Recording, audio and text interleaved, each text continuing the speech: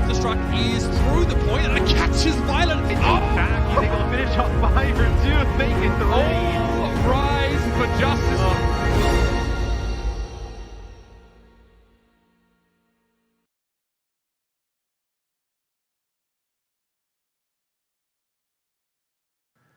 Hang on a second. NA production, you guys, you gotta love it. The audio's completely wrong. Again, gotta love it. Hold on a second. We got to get you on here, Joey, real quick. Okay, you want to say hi real quick? What's up, Justice fam? Okay. I think we're working now. Justice fam, what is up? You gotta love it. It's NA production here. I apologize for that. My name is John Fiasco Byram alongside Joey Courtside King McDermott. Thank you so much for joining the official Washington Justice co-stream. Joey, it is such a hype day. Not only is it Saturday, not only do we have Overwatch League going on today with the Washington Justice, but we are set up for some awesome success today. There's a good chance that we can qualify for the Summer Showdown next week. Joey, how can the Justice do that today? Absolutely, John. So obviously, Justice fan, we want to come in here today. We want that 3-0 victory or a victory in one way or another. But to qualify for the qualifiers for Summer Showdown, we need to win one map. So regardless of the result of today's match, we need to at least take one map home to end up qualifying. Now, I'm not going to lie. I want to win the whole thing. I want to win 3 maps. I want to send the LA Gladiators. I mean, it's not like they're on the East Coast. I want to keep them on the West Coast. I want to keep them over there. Let's go ahead and win the entire thing. Let's not just get one map and work our way in there. Let's win this entire series, Joey. We're coming in. We're feeling great. We 3-0'd the London Spitfire. Granted, the Spitfire are a shell of their former selves. They're not exactly the same Season 1 Spitfire that we saw before. It's a team that hasn't won a game all season long, and the Justice made sure of that as well. 3-0 victory, which puts us in this position here today. We're 2-1 in the Summer Showdown, and now all we have to do, big thanks to our friends at the Dallas Fuel for pulling off the victory today as well. Now all we have to do is win one map. Don't even have to win the entire series. I want to win the entire series, Joey, but this is such a great way to come into this Saturday, into our final match of the Summer Showdown qualifications. One map, and the Justice are in. Yeah, it is just one map, but again, I think we're making it sound a little bit easier than it might be. The LA Gladiators are a very strong team, right around the same position we are currently in the table. They're very strong. They've come out. They've shown week after week that they can get the job done in many matchups. This is not going to be an easy one. It's not going to be a walk in the park at any means. Absolutely. So before we head on over to Watchpoint and see what the analyst desk has to say about our match coming up, just a little homework. Justice fans, we want to make sure you're getting those sweet in-game currency called Overwatch League tokens. So to do that, just do 2 things here real quick. 1, make sure your Blizzard account is linked to your YouTube account.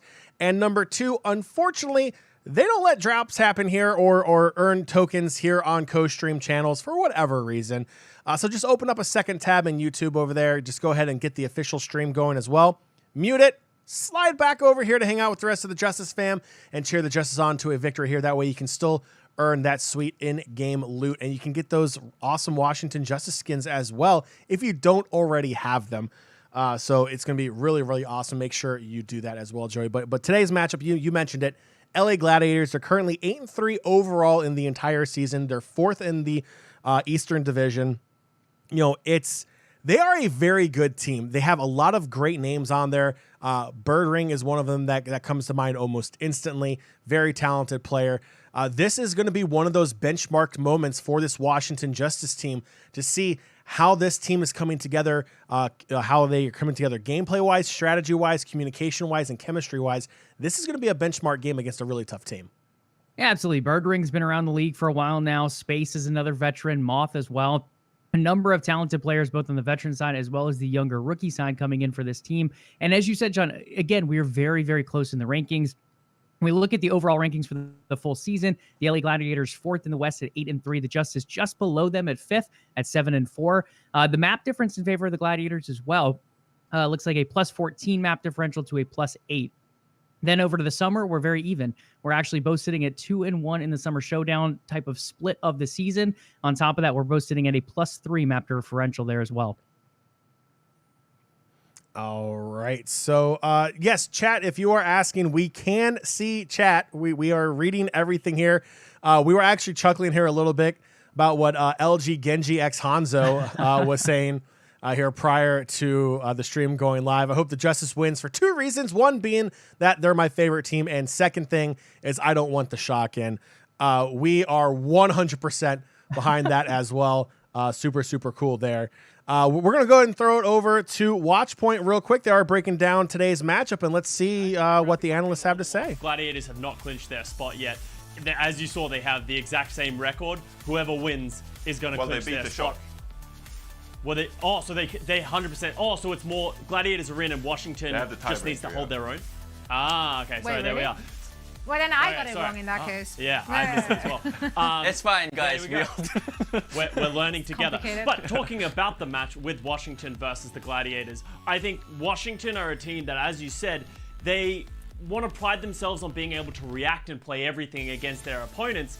And it's funny because I think Gladiators are a very similar style. They really play their own game, but they are able to adapt to whatever they want to play. And both of these rosters have a wealth of talent as well. I don't think you can say that this roster is drastically better than this roster. They're both very good. Where they've both really struggled so far this season is just stringing it together. Both of these teams have had very high highs and very low lows in terms of performance. So getting in here into the Summer Showdown is going to be really important, mainly for the Washington Justice, who need to win today. So I'm hoping for big things from the Washington Justice because they did look good and they have had good moments, but I haven't really seen that from them consistently. And for the Gladiators, they actually finally look like a team that maybe are going to sort of live up to their expectations, but only time will tell for these two teams because I'm a little worried for both, if I'm honestly, and my pick'em. Aren't we all? There's only one way to find out who's going to come on top, out on top of this one, and that's of course to send it over to our casters for all the action. Once again, I have the utmost pleasure of bringing in Bren as well as Sideshow. Was that better, Josh? Are you satisfied? Are we happy? Yeah, you know what? I'm satisfied with that one. And next time, if we could get a bit of, hype music or something like that. Listen, I don't want to overburden. You get the good match already. You get the banger of a match. You got to be happy with this one. Yeah. This I gotta is say, here's what I wanted to add into this as well. Did you see that when you were just doing the interview as well, Danny? They said that they wanted to play the Fuel as a team, I suppose. He's speaking on behalf of his whole squad. Want to play against Shock or the Washington Justice. They can't play against the Shock on this qualifying run. The only way the Shock can get in is in 6th seed, and they wouldn't even play against the Fuel in that scenario. So the only way they can play against the Justice as well is if they win this game. Wait, I thought... Aren't Dallas #1 seed? Yeah, #1 seed plays a 6th seed. No, they get the bye through. They get the bye through. Oh, that's true. And then they would play against the winner of the 4th and 5th seed. Well, I mean, hey, they can always play the next tournament. Exactly. But they do have a revenge option against the Washington Justice. So I guess they're rooting for the Justice to win this game, I suppose. I would like to also spend this window to pick my bone. Is that it? I got a bone to pick with Custer. You got a bone you to as an pick. individual. Pick your bone with me. Pick the bone. I want to pick your bone with you, Custer, because. All right, we'll go and bring it back over. It's now they're just having a little friendly banter there. Apparently, they can't figure out what it's going to take for the Justice to qualify. We've already told you. We told you at the top of the show right as the stream started. It's just one map. That's all they have to do. It's pretty simple for the Justice here to qualify into the Summer Showdown. Joey, but Watchpoint Desk made a lot of really interesting points here that I know you and I have been talking about quite a bit here on the official stream for the Washington Justice. Is that this is a team that we've seen what they're capable of doing. Like back in the May Melee, this team was popping off 4-0 start to the seasons, what every Justice fan was asking for. That's what we got. Then you hop into the June Joust, you have hero bans. And it was kind of an issue. It took about a week for them to figure out the meta. And then they were finally able to bounce back in week 2 of the June Joust, but it was a little too late. Now that we're in the Summer Showdown, we saw a little bit of a slower start also for the Justice, but they bounced back quicker. They only dropped 1 game. They won their next 2 matches. I think they have a fair point here saying that, yes, this Justice team has had some pretty high highs and some low lows, but they also mentioned the LA Gladiators had those same issues as well. I mean, overall, the Justice are 7-4. They're performing incredibly well. They're in the top half of the table. Same thing with the LA Gladiators. Both 2 really good teams that are both having very similar struggles. I really like that comparison they were making. Yeah, absolutely. And as we talked about earlier, they're both just right next to each other in that table, whether you look at the Summer Showdown version or the overall version. So I think bringing that into today's matchup, one of those questions that always comes up for the Justice is, when we roll that escort map, how do we end up doing on it? We've looked pretty terrible on Rialto. We've looked pretty bad on Junkertown, but we started to show some signs of brilliance when it came to escort maps last week, as well as earlier in this week. So moving forward, as we continue to draw those maps, how are we going to continue to improve? Are we trying different meta matchups? Are we changing up some heroes here and there? Do we maybe even change up our lineup in terms of players? And I think that's a question that we still have going forward, at least on that map type. Yeah, so that'll definitely be something to pay attention here. I know against London, they didn't really have an issue on escort maps. They seem to be playing pretty well. They've been doing that for the past couple of maps now, or series, I should say. So that will be another thing to watch here in this matchup against the LA Gladiators. Starting lineup real quick for your Justice. It's Decay, Assassin, Mag, Fury, Bebe, and Closer. Your starting 6 for the Washington Justice.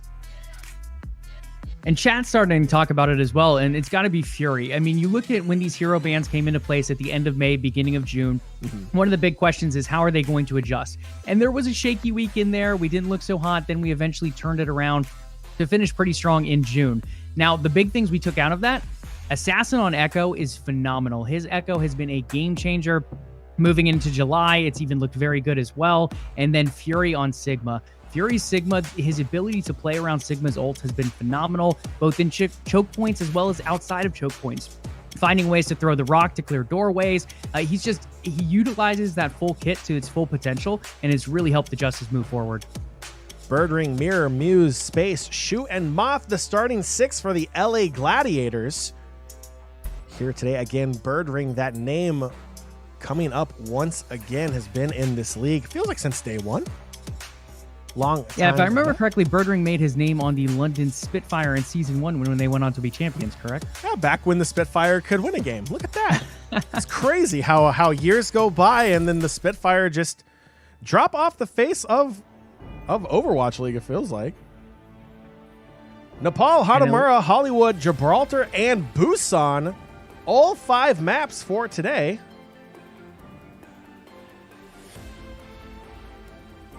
We'll start off on Nepal. Little control action here.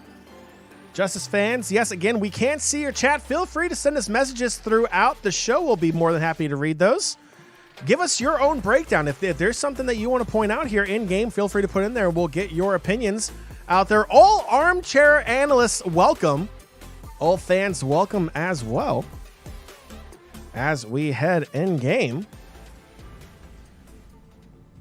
into Nepal. Joey, one of my favorite maps here in Overwatch. There you go. The last meeting between these teams was in 2020 in the Summer Showdown knockouts. 3-1 victory for the Justice. But again, we've said it once, we'll say it again.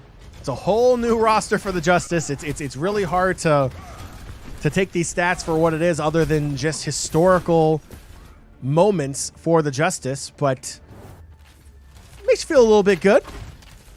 Makes you feel good here, so heading in. I mean, even for the Gladiators as well, a number of roster changes coming through for them too. Over in chat, Bulba 4, Birdring versus Fury, ex-London champions. Great point there as well. They were teammates on that championship team when London went on to win in Season 1. It's always great having that veteran leadership on your team, especially when that veteran leadership comes with a championship tied to it. Really valuable for teams here as both teams are looking to push in. Mirror coming out on the Doomfist for LA. And LA is going to get the better of the first team fight, and they're going to push onto the point as soon as it opens up, and they'll get control first.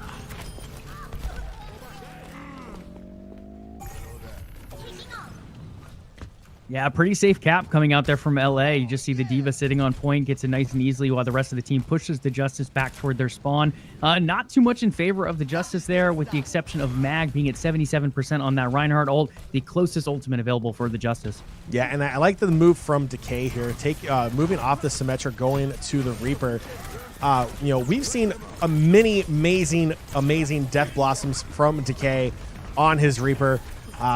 Just feel like that's going to be the better option here going up against a tough team like the LA Gladiators. Deal out that damage, especially in these tight, confined areas on the side of the point. And Justice just having a tough time getting through this room, and it just becomes a room of death there with the damage coming from every single corner. Mew's able to reset, recharge that shield for another chance at holding the Justice back. Ticking up about 42% here on the point. Some ultimates now becoming available for both sides. So the Justice will have a couple tools to work with here. The Mei ult around 85%. You have Diva ult available as well as Baptiste. Justice making their way back in, trying to get their first cap. You're on the very first point of Nepal. He uses his ultimate, not much coming of it. Shu cleaning up though, taking down Decay and Assassin. Those are Mag. Yeah, trades coming all over the place. Both Lucio ults being popped there as well. It doesn't look like the Justice will be able to move on point, but they're slowly getting closer.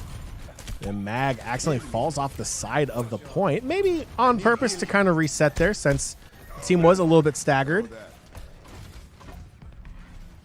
But it's ticking up now over 85% here for the Gladiators. Justice will have to do something here quick to try to get on this point. And Mirror again with that Doomfist ult. But Mag picking up 2 kills, takes down Birdring and Muse.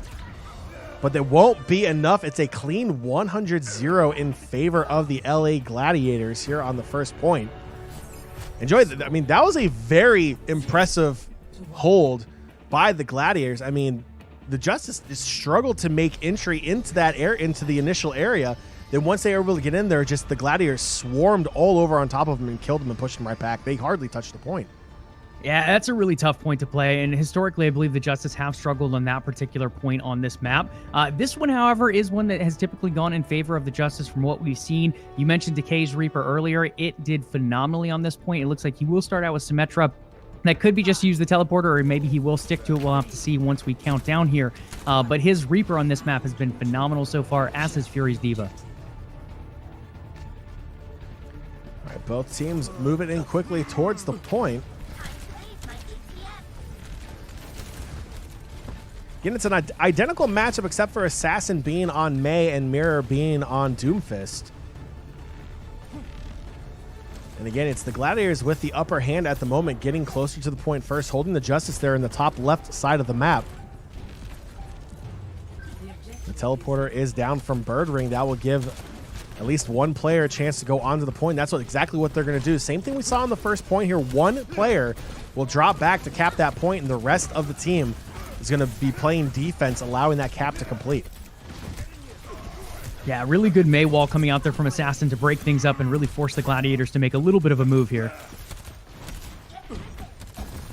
Just looking to move in. Now it's Decay.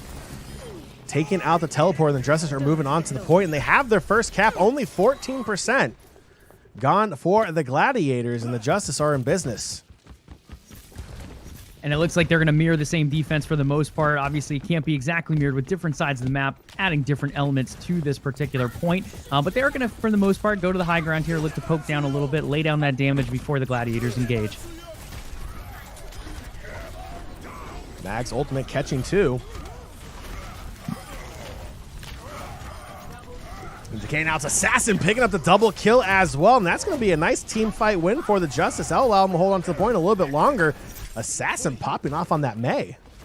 Yeah, Assassin getting the kills to go with the great work earlier on. Again, that wall was a huge reason that the Justice were able to cap this initially anyway and hold the Gladiators to only 14%. Coming up big again, laying down the kills now. Ultimate starting to charge up. Fury is the second closest with Closer just outside of a Lucio ult. And Assassin used the Blizzard as well and is already back up to 30%, so looking pretty good here. This is a long team fight. That Blizzard might be back up just in time to be used at the end.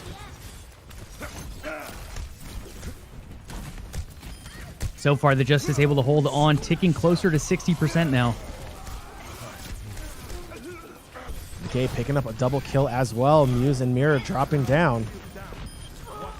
Assassin and Mag as well. Mag taking out the Diva. They're going to hold on to the point now past 75%. That's 2 back-to-back strong team fight wins for the Justice. Yeah, big stuff, and they're going to have a lot of ultimates to work with on this next go. I think Bulba said it in chat earlier. Whoever gets to lay down those Symmetra turrets is going to have a huge advantage in that fight, and you definitely saw it there as the Gladiators try to move on to the point. Now the Gladiators looking to split here possibly just a little bit. You have the Doomfist sneaking around that side back room, looking to come up from behind to take the Justice off guard. The Gladiators are moving on point, and the Justice will meet them there. Now into overtime. It's going to be the Gladiators taking the point back with the Justice at 99%. A strong team fight win for the Gladiators. They'll get them back there, but coming back here, Joey, Decay and Fury, both with their ultimates ready to go. Assassin not too far away, but on the other side, it's Muse and Space with their ults as well, and Birdring not too far behind. Yeah, I think you're okay with this. You're going to end up with 2 Symmetra ults available for this next fight. Assassin should have the ult available for some nice icy play going around there. Fury's ult up as well, which combos very well with the Mei ult. And then Closer is going to be much closer to that Lucio ult. Having that sound barrier available compared to Moth, who's another 40% away, could be a huge difference maker in this next fight. Both Diva ults being used by both teams. Assassin's Blizzard is ready to go. Just probably waiting for those walls to come back down. The Immortality field is down as well. Mira picking up 2 kills on Doomfist. Shoot's looking to clean up as well. That's a team fight that's going to go in favor of the Gladiators once again. They're going to hold on to the point and hit 70%. Yeah, it feels like a little bit of a misplay there. It's rare that we see too many misplays. Oh, rather, I was looking at the wrong Diva ult there. Oh, no, that is the right one. So Fury's Diva ult did come down, unfortunately not comboed up with Assassin's ultimate. I think that probably would have been the play for the Justice, but they were forced into it a little bit early. Lucio ult still in favor of the Justice, though, 10% away. Yeah, Mira and Shu have their ults ready to go, and Mira has been an absolute monster on Doomfist this entire first map. The Justice running out of time. It's at 95% now for the Gladiators. Fury is going to make his way onto the point. Closer is there. Sound barrier is down. That's going to start the fight. They're going to try to push in. Assassin's Blizzard is down as well. Fury picking up a kill. Assassin, Mag, and Assassin again. That's a double kill for Assassin. They're holding on. The Justice recapped, and they're looking to hold just one more player to get rid of, and that's Space, who will be stuck in the corner and will be sent back to the ship. And the Justice will hold on to even up Nepal at 1 apiece. Absolutely, and that was that crucial Lucio ult that we talked about earlier. I thought it was going to be one fight before this, but it did end up coming up just slightly later. In the end, still way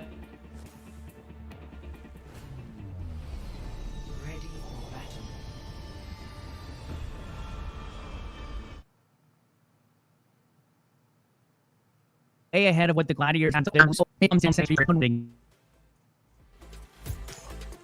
All right, the game paused, and I think your space pun might have been a little too strong there, John. My space Sending pun him back was- to the ship, that might have just caused a pause to come through right there. it may have.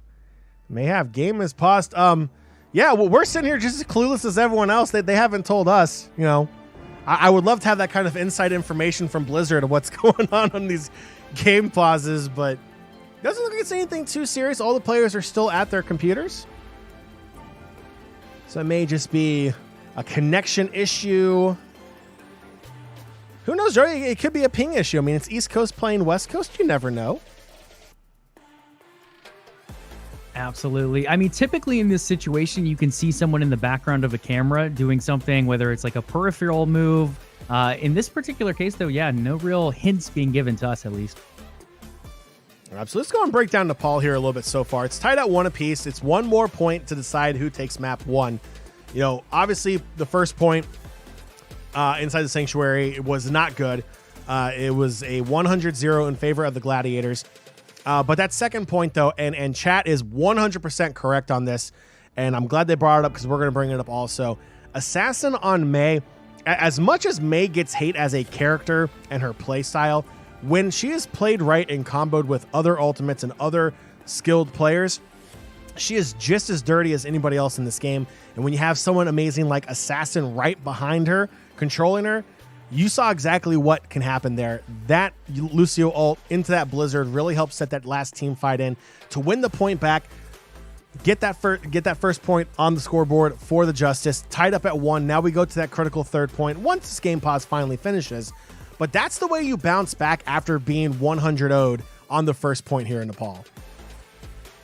Yeah, absolutely. And we always praise Assassin for the echo that we started to see come June, but May has been another one for him. Sombra as well, very high up there. He's shown us that he can compete on multiple heroes.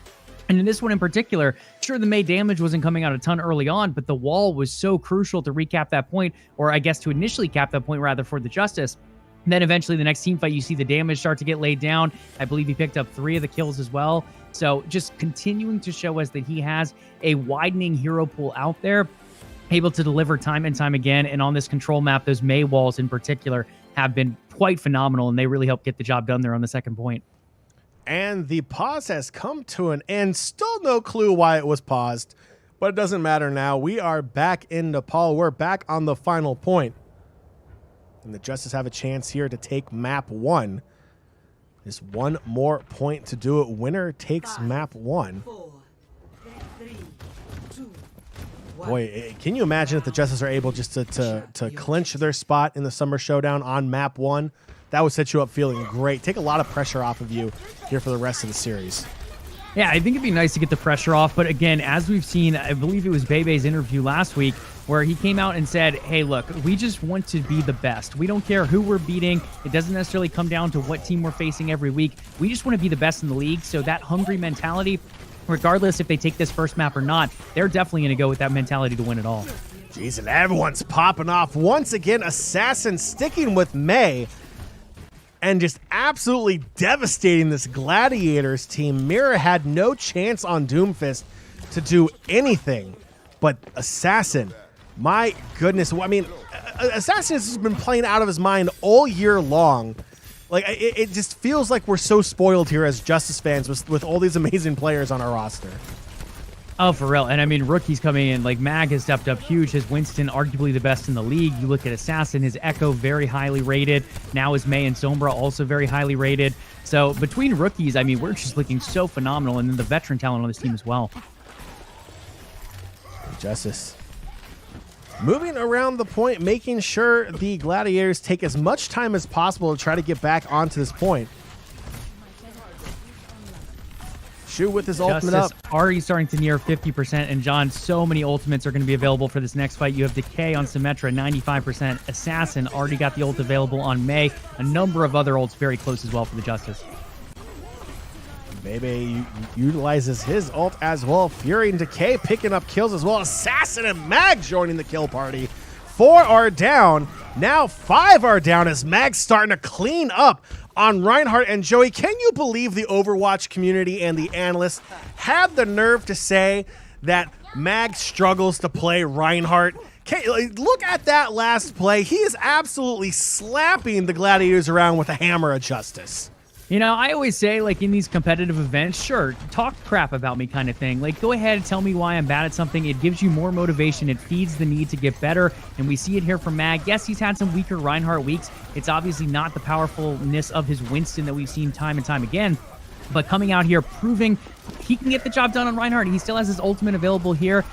Gladiators moving on to try to recap, but I just don't think they have enough to get it done. Bebe taking down several players with that Earthshatter, picking up the kills. They're already at 99%. They're looking to return the favor, and they will. Oh, no. Wow. They just got back just in time. Oh, How they dare will. you? They will. Don't worry. How It's dare you, coming. Gladiators? It's got to come. Get my hopes up like that. Get off my point. There it is, 100-0. They returned the favor. The Gladiators did it on the first point. The Justice win point 2, and then they returned the favor on point 3, 100% to 0%. And the Justice take map 1. And Joey, they officially qualify for the Summer Showdown. Qualify for the qualifiers.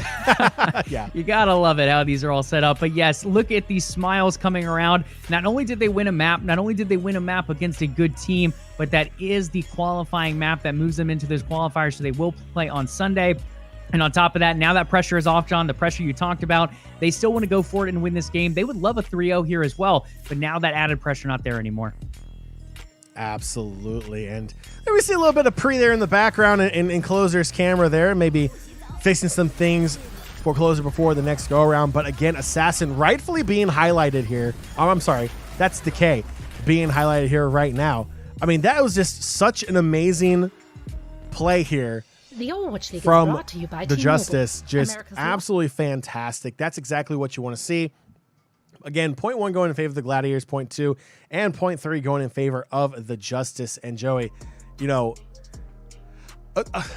I'll admit it, I was a little nervous after point 1. Being 100 0'd on your first point never feels good. Whether it's Overwatch League, whether it's comp mode, whether it's quick play, it just doesn't feel good. It's definitely a feel bad moment. So they're able to bounce back. So kudos to them for that. Really good turnaround there as well against a very tough Gladiators team. And again, the positioning, once they're able to secure the point, you can see how this Justice team has evolved over this season when it comes to their communication. They're able to move from different entry points to play defense, whichever way the Gladiators chose, whether it's the main choke point or one of the side rooms on these maps. They were able to move with confidence, knowing that that's where the team was going to be. They're communicating, they're letting everyone know what they're seeing. That with the positioning and ult economy, this team looks incredibly, like, I'm not going to say different, but like incredibly in that high echelon, like a top 3 team with that play style we're seeing here today, at least after one map.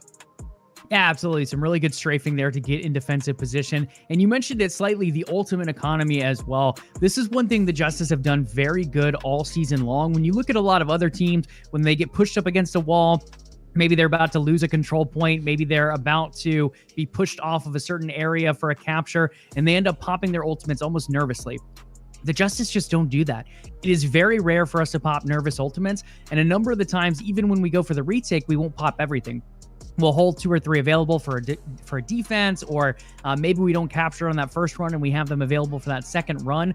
And that's something you don't necessarily see in many teams throughout the league right now, is the ability to know what ultimates need to be popped when and being able to hold back on some of those as well. So the Justice really taking it to another level and showing why they're top tier in that area.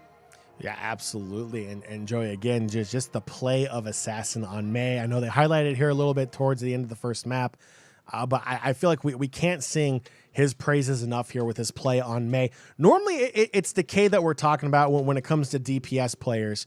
Decay, definitely played his role in map 1, but it was really the Assassin show, teaming up with Mag, some great earth shatters that he had as well that led to a lot of great kills.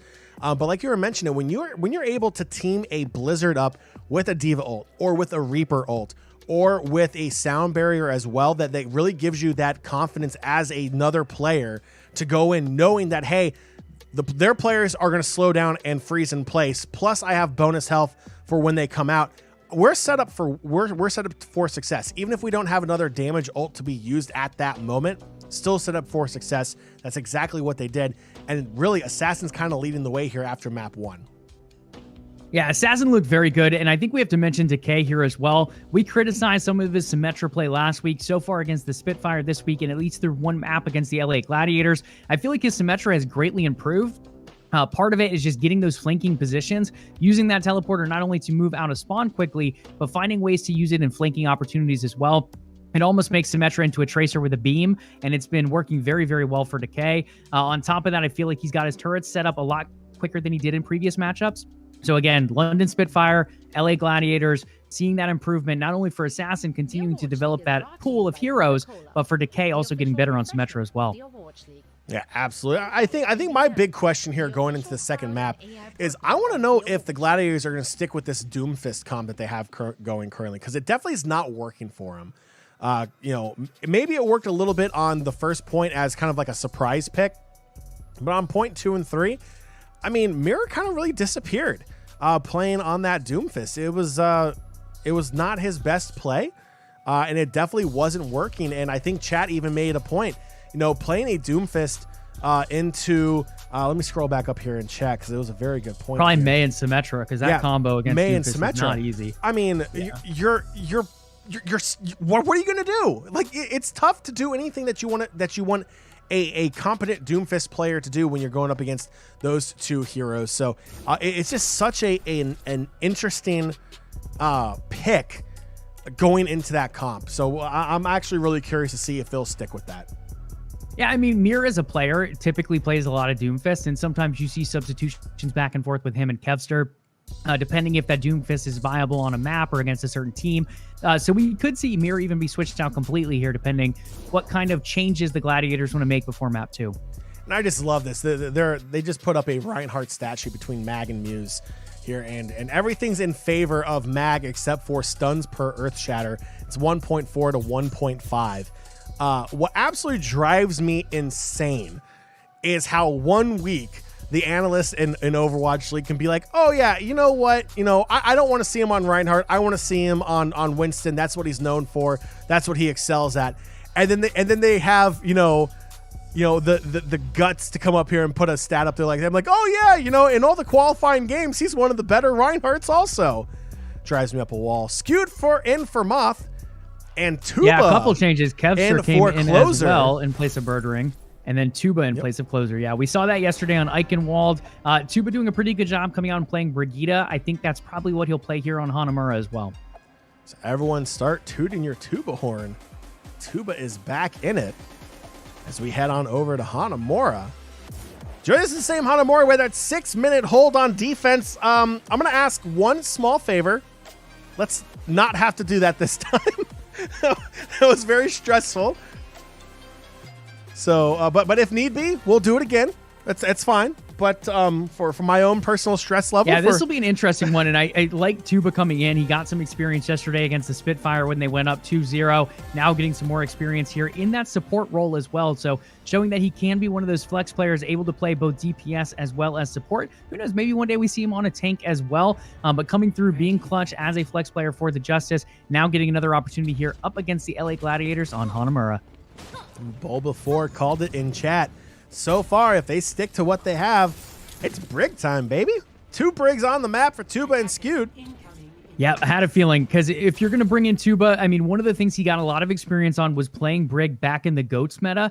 He knows how that translates over. He knows how it fits into a team. It worked yesterday against the Spitfire. It works here again on Hanamura as a pick. So it's a great move to move Tuba in, knowing they've qualified, and knowing that Brig is very viable here as well. You had to say the G word, Joey. You had to say GOATs. I'm just saying, we all learn from experiences, good or bad. We have to take that knowledge and move forward and build upon it, and the Justice doing it here. I love it. Assassin on Sombra as well. The same Sombra that was really prevalent back in the Melee. Popped off on Sombra as well. I'm kind of expecting to see the same here as Mirror makes a change over to Echo. Kester made the change over to Tracer as well. Justice on defense first. This is definitely one of the harder choke points to get through in the game because you only have 2 options, really. You have the main choke point or you can go in through the window. But for sightline-wise on defense, great vision on both. This Mag and Assassin both pick up a kill here early on their defensive hold. And it looks like Mir has decided to move away from that Doomfist and will be playing Echo at least to get things started here.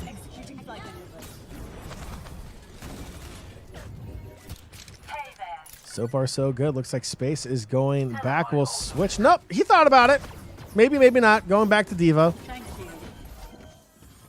Thought about going to Reinhardt, but... returning to the mech, per se. Yeah. So then they have Rodent in a mech as well as Diva in a mech. Going ahead and running around, trying to move on to this point. Able to push the Justice back a little bit here. Decay on Tracer once again. We all know what Decay is capable of on Tracer. Set up for a lot of success here as well. Tuba. Second match in a row being brought into the starting rotation here for the Justice. Just playing back and forth, laying down the damage, pulling up the shield perfectly. Let's go, Tuba. The Justice so far holding on defense pretty good. The Gladiators just over 2 minutes to go here on point A and not a single tick as of yet.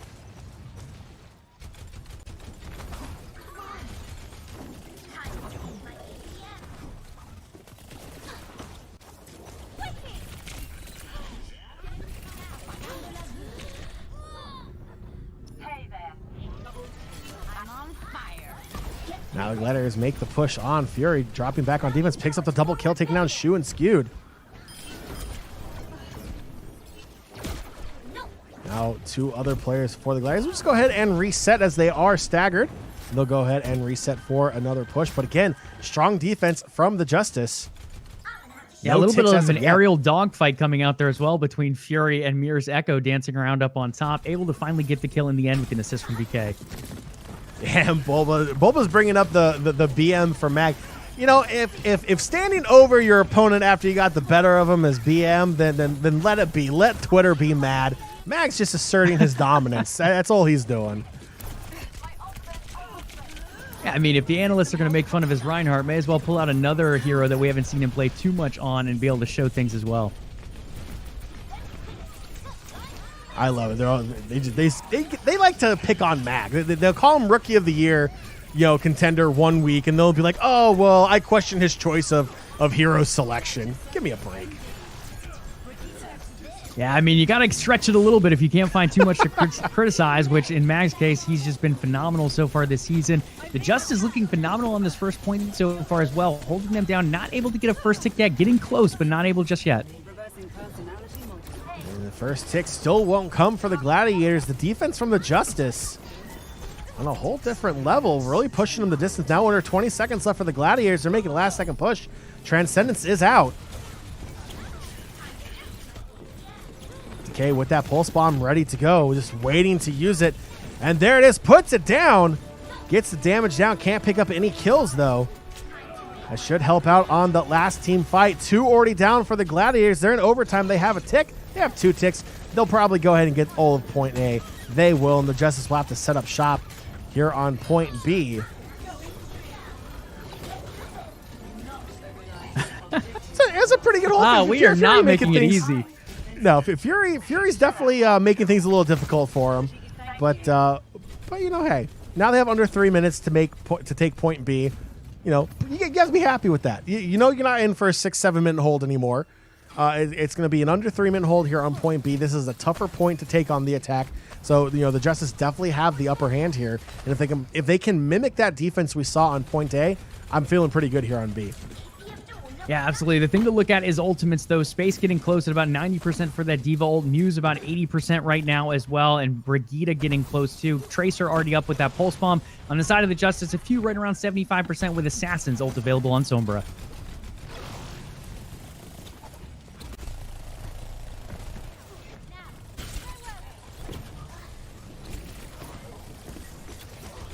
Caster on Tracer has that pulse bomb ready to go as well, looking for that next team fight, coming around through the right side of the point.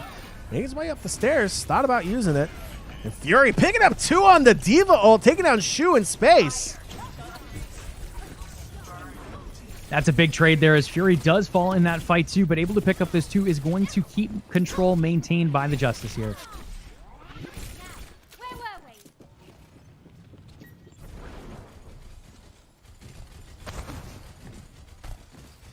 Strong hold so far. $130 left for the Gladiators. No ticks here on point B. Justice looking to hold strong. The Gladiators going up back for the high ground. Maybe last thing, they might drop back down to that main choke point.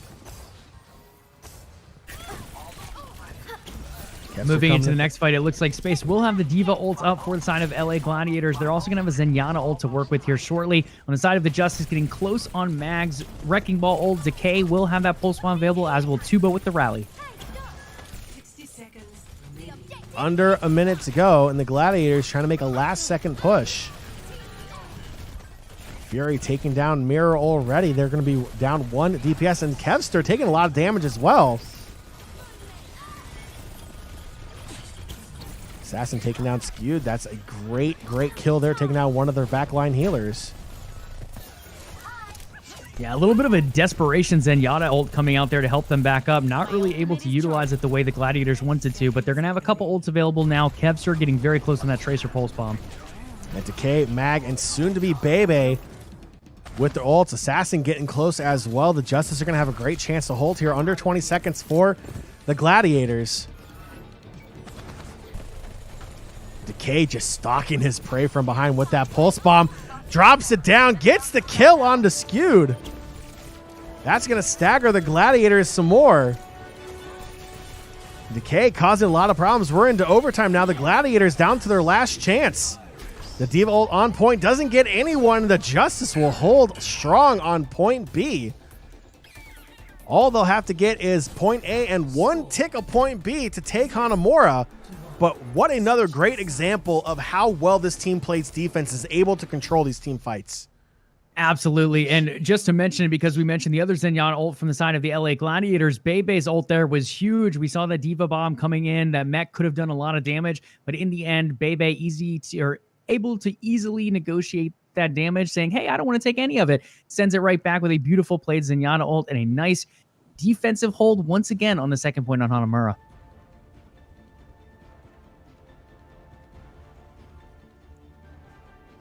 We will switch sides, and the Justice in great position to possibly take map number 2 here against the LA Gladiators.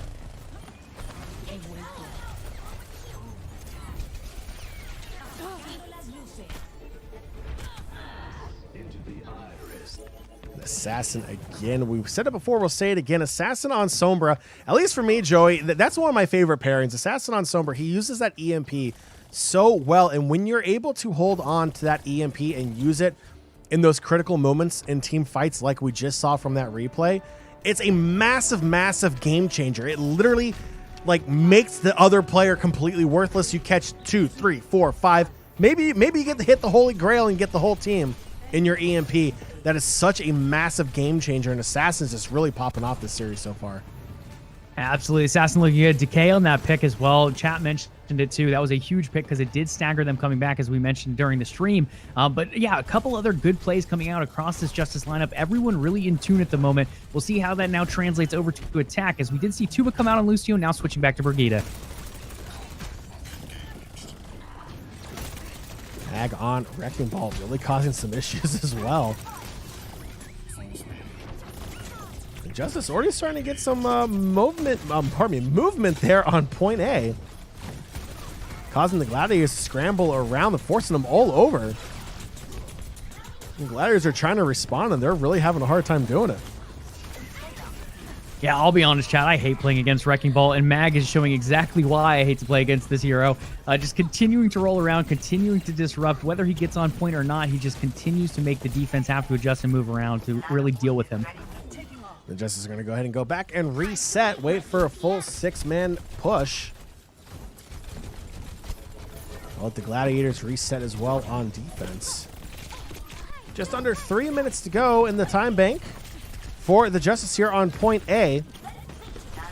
Kester and Shu with their ults ready to go.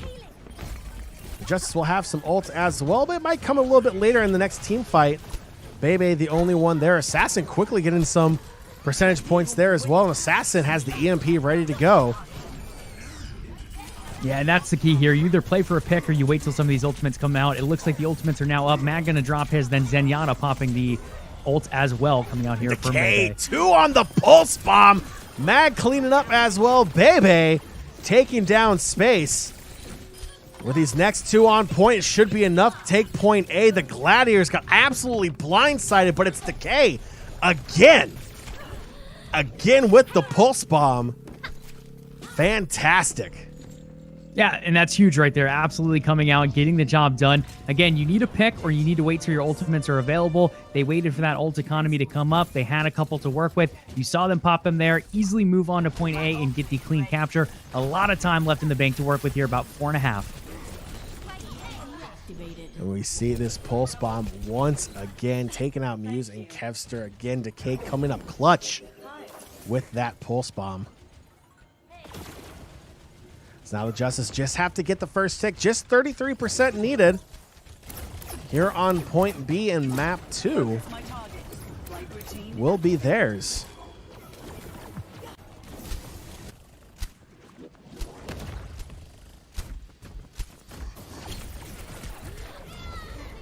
Decay falling early in the defensive hold. Assassin hacking Mirror and getting the better of him. Assassin just 1v1ing Mirror, and Mirror was not up for that challenge.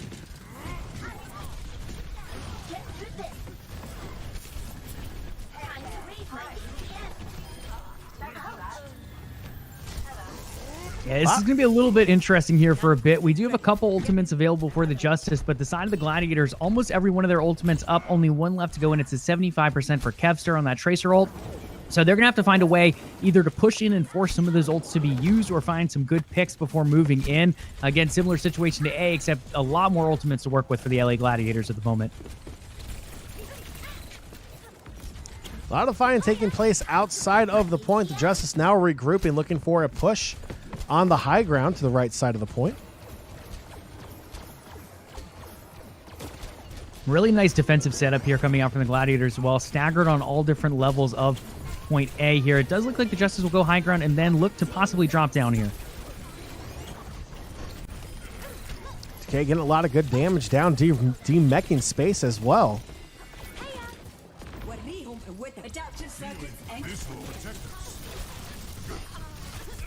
The Muse diving backline will take out Bebe.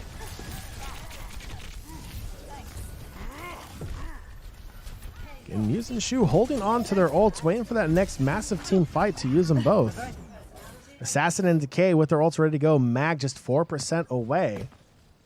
They're approaching 2 minutes left here on their time bank.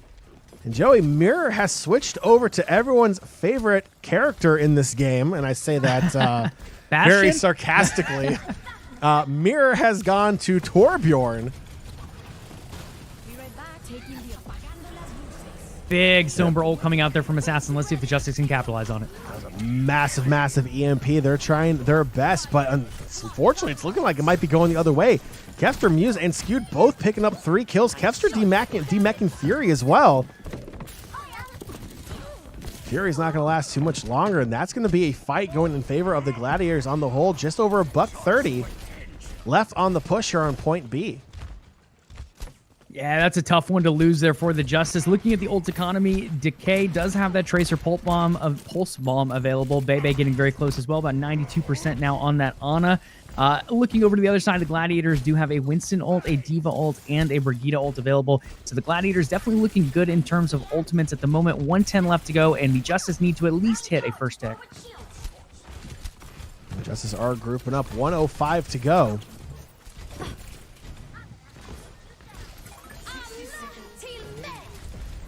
Skewed using his ult as well. Kevster dropping pretty quick in the team fight. Assassin now on McCree, trying to do damage as well.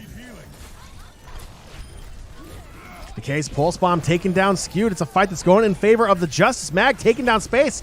They're moving on to the point. They're starting to take away just a couple more players they need to get rid of. And there's the Diva ult. They'll try to hold them off. They're so close to getting that point, and they will cap it. The Justice hit 33% on point B. It took a little bit longer than probably they wanted, but they got it, and they got map 2 in the bag as well. They have a 2-0 series advantage now against the LA Gladiators. And Fury's Diva ult just dirty there at the end as well, putting it right into that corner, allowing, or rather disallowing the Gladiators to move out of that area. They have to give up the point or they get killed by that Diva ult. Unless they can do some really good shielding really quickly there. It did not come out in the end. The Justice pick it up, now up 2-0. Some great play from all the players on this Washington Justice roster. Decay, Assassin, Mag, Fury, Bebe, Tuba, all having fantastic plays here on Hanamura, helping secure that win.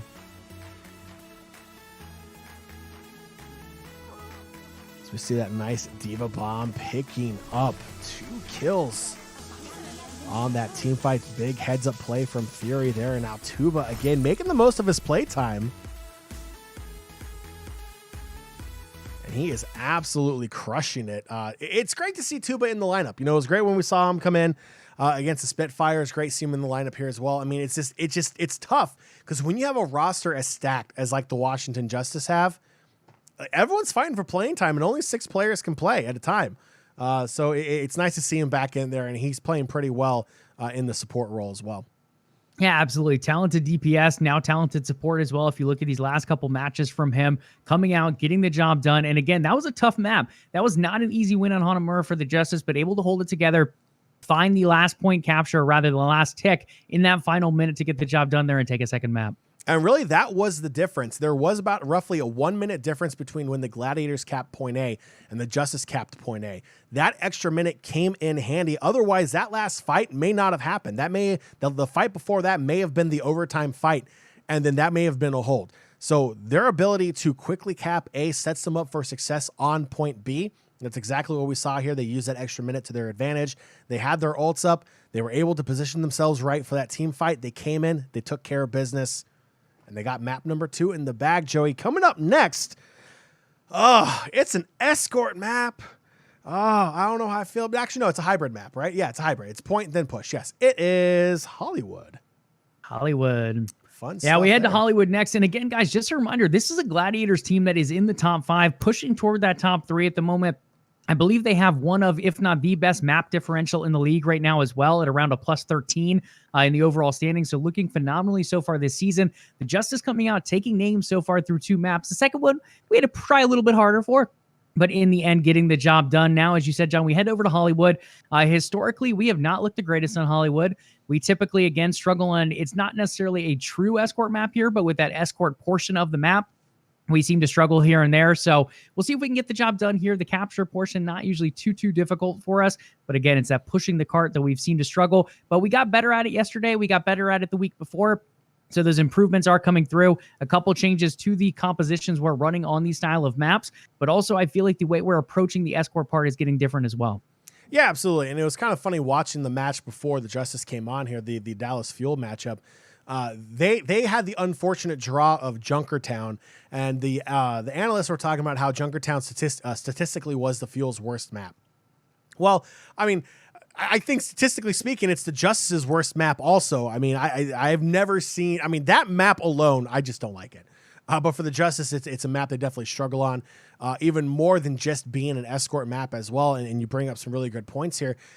Securing the point here on these hybrid maps has never really been the big issue. Yeah, it may take 2.5, 3 minutes to secure the point, but it's always been the cart push phase, going through that studio set outdoors in Hollywood, making around that corner into the backlot studio.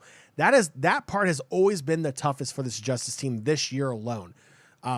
So if I feel like if they're going to drop a map, this is probably going to be the one they might drop. Just based upon how they've performed in these hybrid maps, how they performed on Hollywood before earlier this year. But again, we did see some signs of hope, especially against the Spitfire the other day. They didn't seem to have any issues on the escort map as well. So maybe they have tried a different strategy here when it comes to pushing that cart. Hopefully they learn from that and they can implement that here once they secure that point, because otherwise this might be their first map that they could possibly drop. It's a possibility, but as Justice fans, we know they're going to come out here and try their hardest and hopefully get the job done here and close this one out in 3. But for now, yes, John, there is hesitation. Whether it be hybrid, whether it be a straight escort map, those seem to be our current weaknesses, which in one degree is nice. Not because it's a weakness, but because we have kind of identified that weakness. We know the areas we need to improve. We've looked really strong in control. We've looked pretty solid on assault as well. So coming out, we know those escort type maps are the ones to look forward to, or at least the escort portion of these maps. Going on to Hollywood, again, we talked about the capture not being an issue. So I think the biggest thing here is how they push that cart and how they defend against that cart push. I think today they're going to get the job done. All right, we'll go ahead and throw it back over. They're showing some really cool stats here, mainly for Tracer. And Joey, lo and behold, it is Decay in the number 2 spot. Profit, get out of here. What are you talking about? IBM Watson's over here putting Profit above Tracer when it comes to power rankings for Tracer play. Decay is there. Kevster's there as well, but he's in 6th. We don't pay attention to anybody below 5. So that's completely fine there. Decay number 2. Pretty sure by the end of this matchup, Decay will be number 1 once again in the Tracer power rankings. And Hollywood. Decay's just being nice, John. He's just saying, hey, I'll play some Symmetra, let everyone else try to move up the rankings for a little bit before I reclaim my throne. You know how it is. Absolutely not. He does not like to play nice. And I know this for I don't know for a fact at all. All right, before we head into this matchup, just a quick reminder, the next official Washington Justice co-stream will be against the Houston Outlaws on July 30th, 4:30 p.m. here on the Washington Justice YouTube channel. for the Summer Showdown qualifiers and tournament. Those are all run on the official Overwatch League stream. Co-streams are not allowed during those times. So we'll be back on the 30th of July with more co-streaming there as well. Joey, taking a look at the rosters. No subs. Same 6 for each side that we saw last map. Joey, it's time to go to Hollywood. And unfortunately, it's not for a vacation. I would love to go to Santa Monica and just kind of relax here a little bit. But instead, we're here to do a job. We're here to win. We're here to take this map and close this series out. Get ready for that film roll to be loaded in because we are 30 seconds from this one taking part. Looking at the lineup so far, now again, things can change before the gate does open, but Decay, Assassin, Mag, Fury, Bebe, and Tuba, it looks like they will all be set in here for Tracer, Sombra, Wrecking Ball, Diva, Zenyatta, and Brig, respectively. Over on the opposing side, they are showing a Widow and a Doomfist so far to get things started. And finally, Joey, Overwatch blesses us with a stat from this year that actually makes some sense. The Gladiators are undefeated on Hollywood this year. They're 2-0. The Justice 0-1 on Hollywood this year. Joey, that is stats that we can work with. Not this, back in 2019, this is what happened. No one cares about 2019 anymore. It's 2021. And the Justice are here looking for their first win on Hollywood, and they're going to be on defense first. So they'll be able to see what they have to do here after the Gladiators push. They'll know exactly what they need to do to close this series out.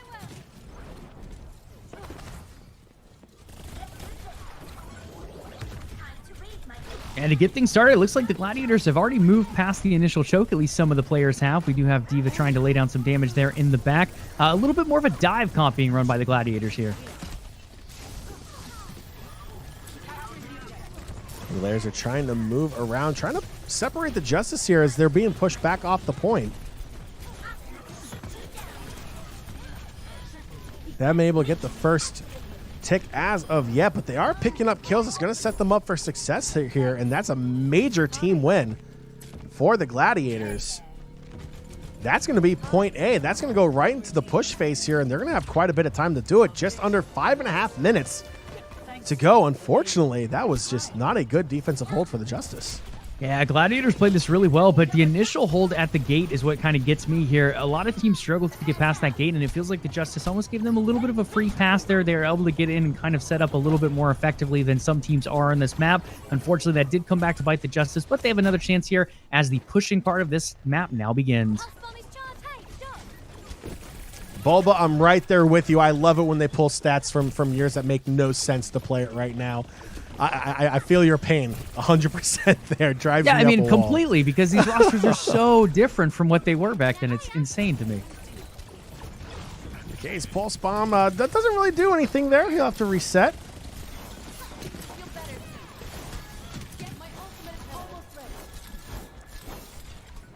And this first checkpoint here on the push phase is quite a long one.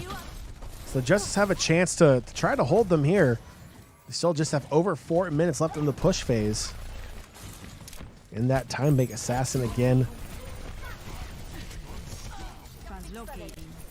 On the Sombra. Has that EMP ready to go. Just waiting for a time to drop down to unleash it. And Wrecking Ball now has the ultimate available. Fury getting very close, about 10% away on that Diva. Almost the full team of the Justice will have ultimates available here shortly. On the side of the Gladiators, you do have Kempster's Tracer available with an ultimate and space on Diva as well. The Diva getting hacked by Assassin. Smart heads up play by Assassin.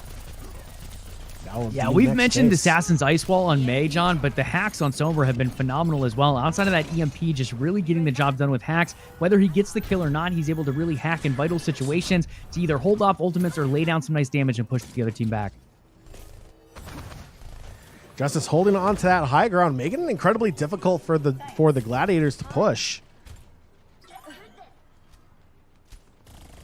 Liking this defensive hold so far. Just over 3 minutes to go for the Gladiators to get to their first checkpoint. It's about to be a big fight as well. Ultimates available on both sides heavily. The EMP was out. Only caught one, it looks like. Decay has that Pulse Bomb ready to go. Waiting for a couple players to group up.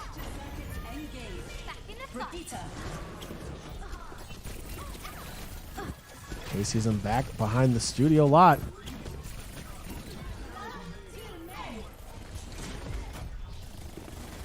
Gladiators starting to push that cart around the corner, but again, the defense from this Justice team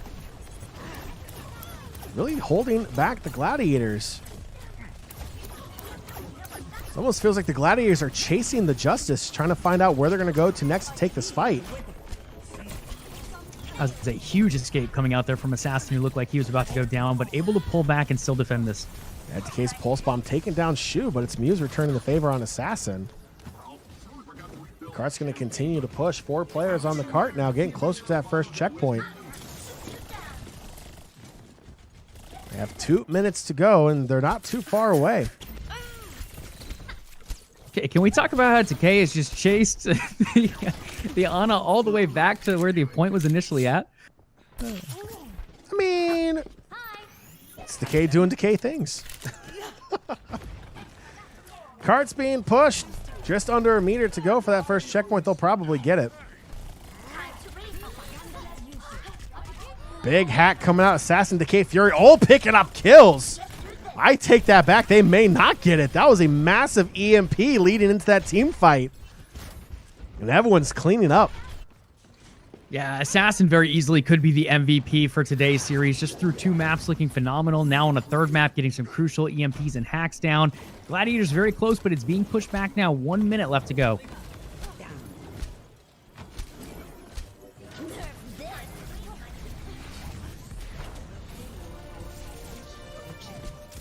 Gladiators finally reach that first checkpoint. They'll have just under 2.5 to go to finish the map. A lot of that I'd like time to contest this, John. It looks like the bumper of that car is not quite in that checkpoint. You might need a referee to check that one.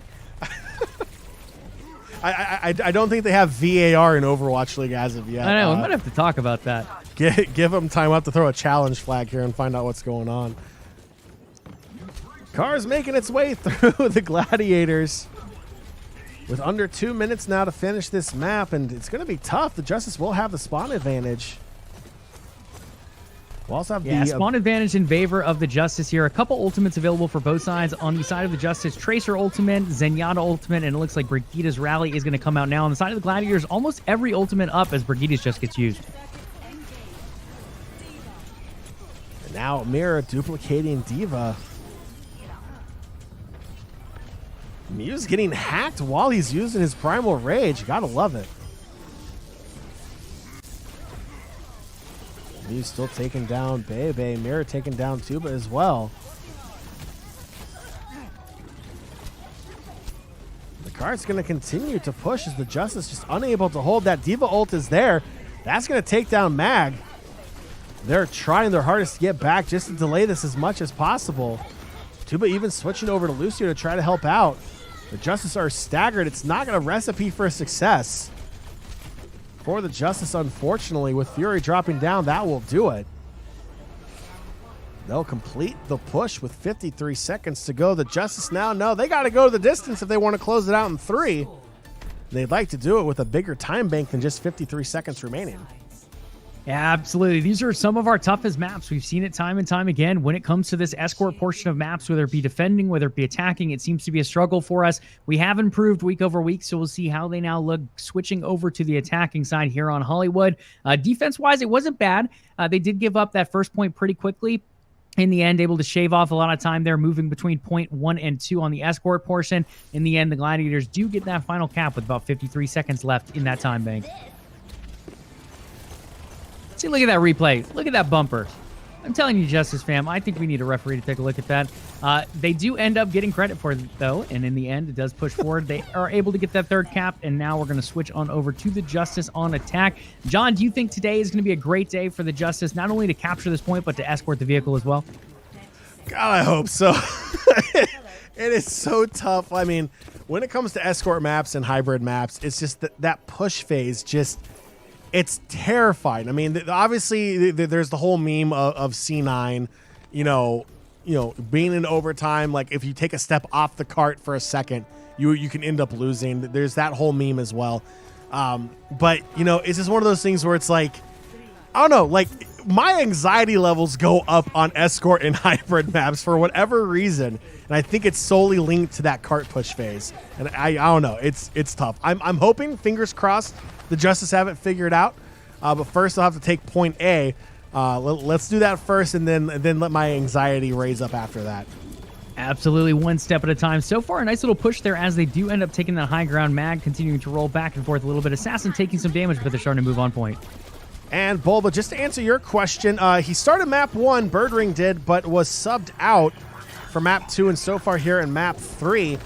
Just checked their social media. I did not see anything on there as to why he was pulled, so I would have to assume that was a coaching decision. Yeah, purely a coaching decision on that one. They came in with the game plan here to put Mirror on this Echo and to bring Kevster in on the Tracer. So we could see Birdring back later in the series, particularly if this does go to a map 4. That could be the time to sub him back in. But for now, it does look like it'll be Kevster and Mirror for the LA Gladiators. And how about that for a quick cap? Give me 5.5 minutes, please, to push this cart to the first checkpoint. Thank you very much. Now, again, the cap is not the area I'm worried about as a Justice fan. It is this escort portion, John. We've touched on it before. It comes to the capturing, they do a very good job of it. When it comes to the escorting, they seem to struggle here and there. It's been getting better. It got better last week. It looked really clean on Friday. Now's time to get it done once again here on Hollywood. Yeah, but if you give me like a 10-minute time bank, though, I feel a lot more confident that they'll figure it out. 10-minute time bank. I'm just saying, just give us all the time in the world to push the dang thing. That's all I'm asking for. Assassin still on Sombra with that EMP ready to go. Decay and Mag both picking up kills. Decay via the Pulse Bomb. And again, Decay 1v1ing Kevster. Gotta love it.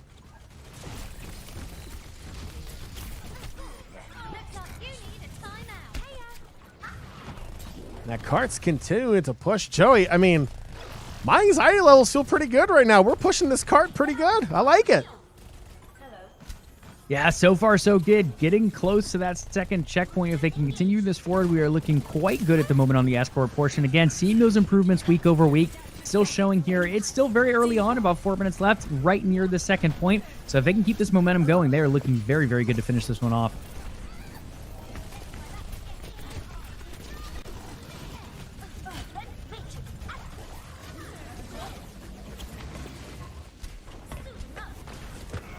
The Diva ult from space, not picking up any kills. Space and Muse team up to take out Fury in this team fight. Decay doing everything he can as well. Has that Pulse Bomb ready to go. Looking to sneak around the back.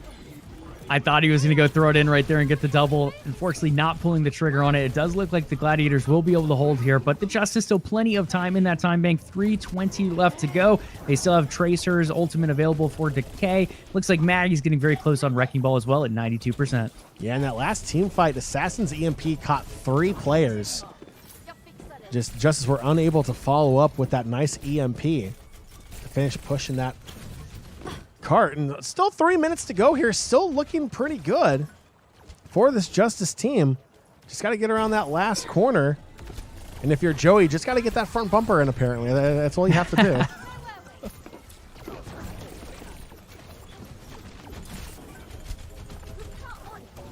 And it looks like the Justice will just pull back. Mir was able to get the pick onto Assassin there.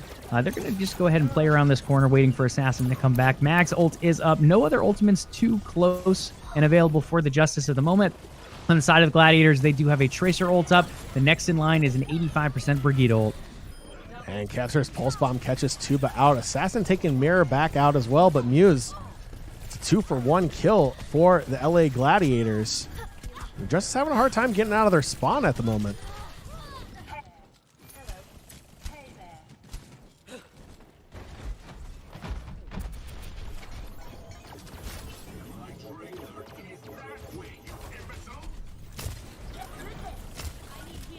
Again, Justice fan, we are still looking okay here. We are sitting at a 2-0 in the series for anyone just joining us. On top of that, on this map, we still have 148, 145-ish to work with, and a number of ultimates getting close to coming up.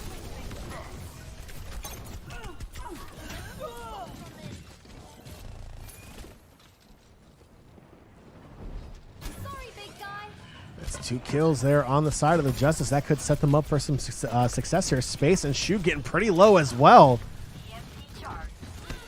They're going to go ahead and push up, and with that Diva ult from Fury, Decay's Pulse Bomb coming out, that's going to help push them back a bit.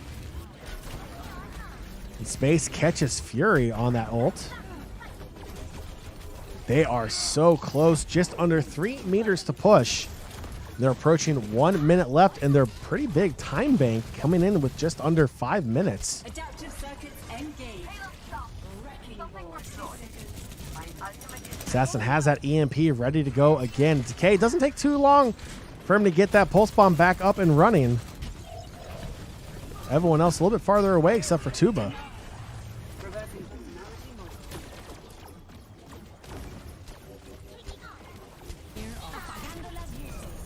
There's the EMP coming out from Assassin. Justice look to engage in this team fight. Under 30 seconds to go on this push. That's 3 kills now in favor of the Gladiators. The Justice starting to run out of time. First part of Hollywood seemed to go well for the Justice. The initial push phase was almost too smooth to be true, and now here we are about to approach overtime. Got to get to the point. We've hit overtime now on the point for the cart. They've got to get the rest of the way, and the Gladiators are doing everything they can to hold the Justice off. Decay dropping in. Assassin taking down Mirror. Decay getting knocked down. My goodness. Yeah, not able to get that Pulse Bomb off beforehand either. Mag's ult now coming through, though. Assassin and Bebe both picking up kills. And Shoes being pushed off the cart. They'll have to back away. The cart's starting to move once again in favor of the Justice. The Gladiators trying to get back in time. It's under 5 meters to push now. Still in overtime. The Justice have to stay close. Mag is still on poise. Decay is there as well. This should be it. Hold on, Justice. Tuba and Decay both picking up 2 kills. That's Muse and Skewed going down. Space has been demeched and disposed of. Decay picking up a big double kill to help secure that point. Now they'll have just under $130 to push it the rest of the way. They have to complete this map. Joey, my hands are sweaty after watching now. My goodness. Yeah, I'm telling you, we do not make the escort portion of maps look very easy, but in the end, able to tag that checkpoint. About 110 to work with here to find their way to the third. They're definitely going to have less time in the bank than we will see with the Gladiators, but at the same point, we got to get the capture here to continue on this map.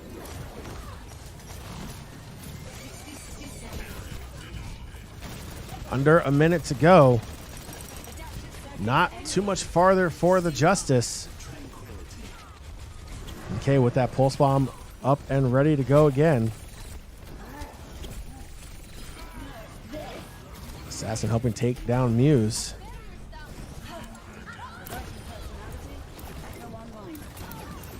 Decay picking up double kill via the Pulse Bomb and the melee. Bebe taking out Mirror as well. And that cart's going to continue to move.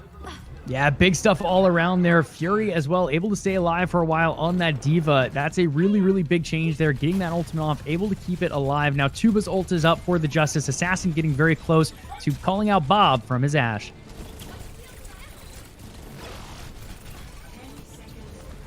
Under 10 to go. Bob is out from Assassin. Decay picking up the kill on Space. The cart continuing to push. They're so close. They're into overtime now.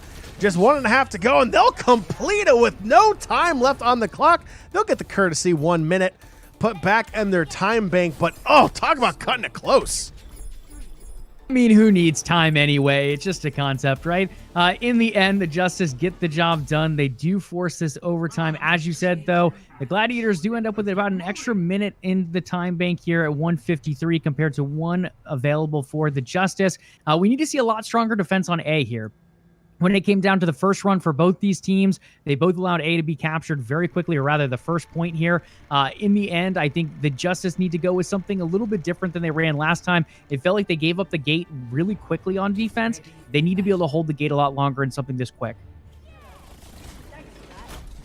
Yeah, a quick take here on point A will do wonders for them on defense when they have to switch back over. They only have 1 minute to do it. Chat, just a friendly reminder, at the end of the show here today, we'll have the post-match press conference. Pending a win for the Washington Justice, we'll be joined by a player. And that player will be none other than Get Your Horns Out. It's going to be Tuba joining us here at the end of the show. So chat, a little homework here for you as this match continues to go on. If you have questions that you want to ask, or we can try to work in there for you in that post-game interview, go ahead and put them in chat. We'll keep an eye on them as well, and we'll try to find a way to work those in there. We do have limited time with Tuba after the show, but we'll do our best to fit questions in there for you. That will be coming directly after the end of this series, which could be here if the Justice pulls something off that, you know, would be really tough to do with only a minute in the time bank, but who else but the Justice to do it? So now about 30 seconds left here on their initial push. And capping point A would be massive here for the Justice when they switch back over to the defensive end. Yeah, I mean, I almost feel like you have to get the point A capture off here. They did not defend it very effectively, and they have a whole minute less rather to work with than the Gladiators.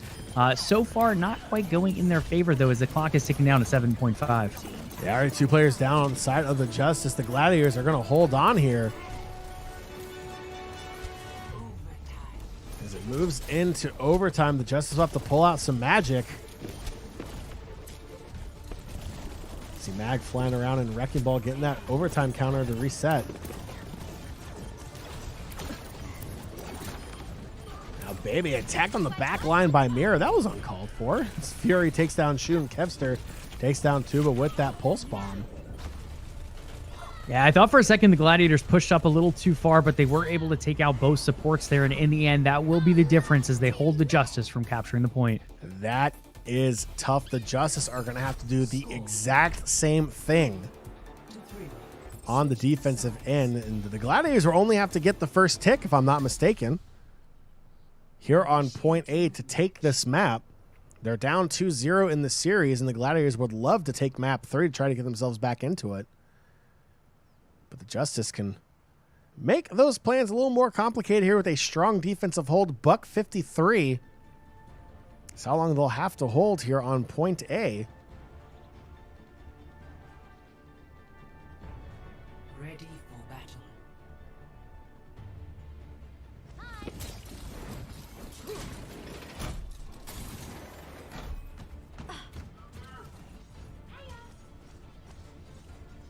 Attackers incoming in 30 seconds.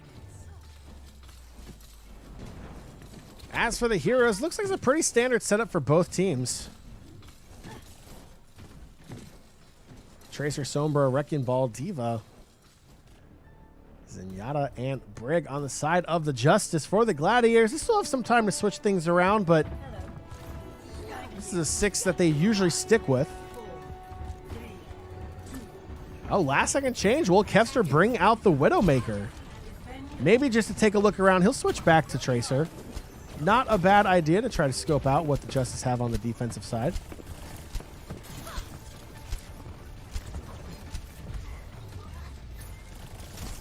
As the Gladiators push through that main point, they're going to try to go on the backside of the point to push in, or they're just going to fake and come back around up front, trying to see if they get the Justice to bite. Under 1:30 to go now. Kevster trying to cause some chaos in that back line of the Justice. Space picking up the kill onto Bebe while demeching Fury. Okay, taking down Muse. Trading kills back and forth, but it's still going in favor overall of the Gladiators, and they get to that 33%. That first tick mark is all they needed. And they'll get it, and they'll take map 3. Makes the series 2-1, still in favor of the Justice, Joey, but now, if you thought we struggled on Hollywood here pushing the cart, we're going to a true escort map. We're heading over to Gibraltar. And I hate to be that guy, John, but Gibraltar is a map we've struggled on before as well. Again, it seems to be a theme with these escort maps. But again, we know our weakness, so it allows us to continue to hopefully get stronger as the season progresses and as we continue to move forward. Moving over to Gibraltar, I think as far as compositions, it's going to look like a different composition on the map compared to what we see here playing on Hollywood. Maybe you see a substitution coming through as well. I could see them... I mean, Brigida's not bad. I would say she could be played pretty well overall in Gibraltar, but we could see Closer come back in to make a little bit of a change on that support line and bring a few different heroes into the mix. Yeah, absolutely. I wouldn't be surprised if we saw some substitutions coming in here. Again, it's not a knock, on Tuba or any of the other subs that came in on the side of the Gladiators. Obviously, there is a plan. There's a strategy that both teams have, and that's what they're trying to execute here. It wouldn't surprise me bringing them in here, but. It's just tough. It's just tough with these escort maps and these hybrid maps because it feels like as soon as they figure something out on these style of maps, old habits come back and bite them. Granted, you have to do what you have to on your first initial push, especially when you're on defense first and the attacking team completes the map. You know what you have to do. If that means you have to spend 2-3 minutes in the overtime period to try to fight your way through, that's what you have to do. But the downside is because you're unable to finish that map with time left in your time bank. You're granted a minute, and your opposing team is granted that same additional minute.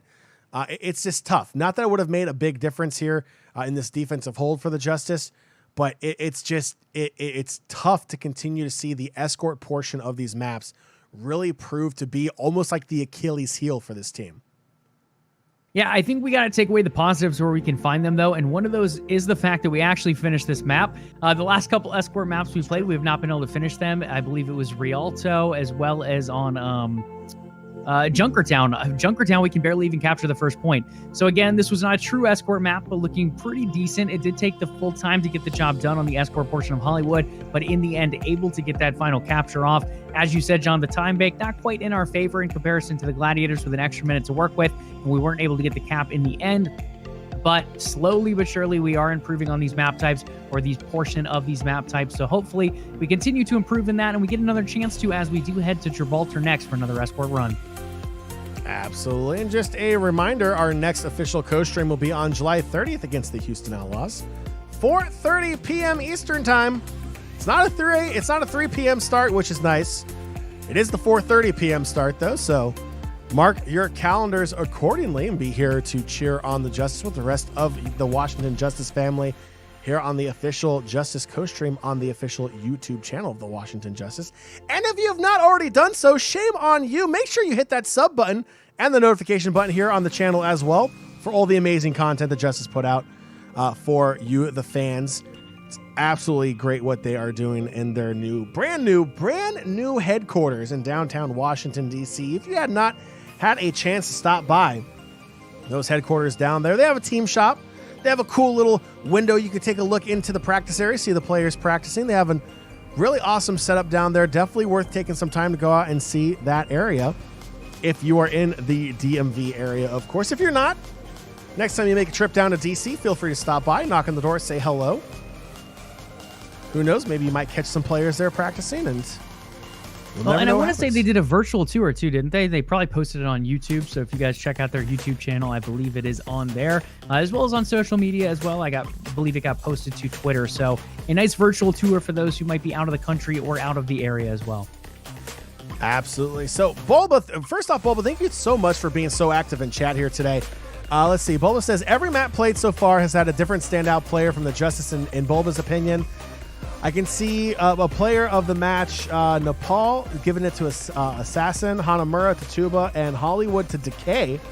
I think all very valid points there. I think all three players played out of their mind on those points. On Hanamura, Tuba, yeah, I think Tuba would be a very good point there. Definitely Assassin on Nepal. That I think is set in stone the most there. Tuba and Hanamura played incredibly well, especially on Brig. You're 100% correct there. And Decay did everything he possibly could there on Hollywood. It was just tough overall. But I like those takes. I like those takes a lot. Yeah, absolutely. And just to throw some more hats into the Hanamura hat, rather, or throw some more names into the hat, I think Decay did pretty good on that map. I mean, a lot of people did. Fury, his Diva ults were quite good on that map as well. And then Assassin coming through with some very clutch Sombra ultimate usage. So in the end, a number of players performing quite well across the board here. But yeah, I do like a lot of those picks over there, Bulba.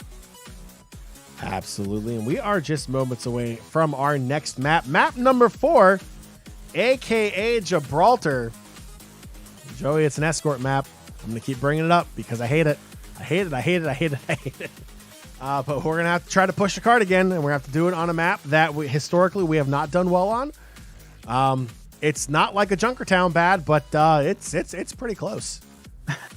No, it is definitely not as close. I don't think anything is as close. Maybe Rialto would be the next closest, but even then, we typically get it over the bridge. Junkertown, it never makes it past that door. I feel like that first initial door always seems to be a stopping point for us. So I like our chances a lot better on Gibraltar than I do over on Junkertown. With that being said, again, we've touched on it, I feel like, enough on today's show. Escorts have been the Achilles heel. We do see a sub coming in. It is not a support sub, rather. It is Jerry coming in to replace Assassin here in the DPS role. Well, that was not the sub I was expecting. And Birdring is in for Mirror. So there you go for Bulba as well, asking the question a little bit earlier here in the stream. Birdring back in. Kevster staying in as well. For the Gladiators, but Jerry coming in place of Assassin. That again, not what I was expecting. I'm caught off guard just a little bit, but obviously there's a reason behind it. Supreme and Pre going over their strategy here before the game, so there has to be a good reason for this substitution. And Jerry is in. Everyone loves Jerry. Jerry just had a birthday here not too long ago.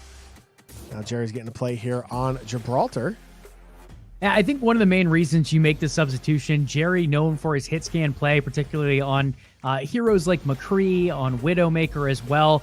Gibraltar is one of those maps where hit scan can do quite well, and we've seen him pop off on this map before. So in that sense, it definitely makes a good opportunity for Jerry to come in and make some damage done here on a hit scan hero.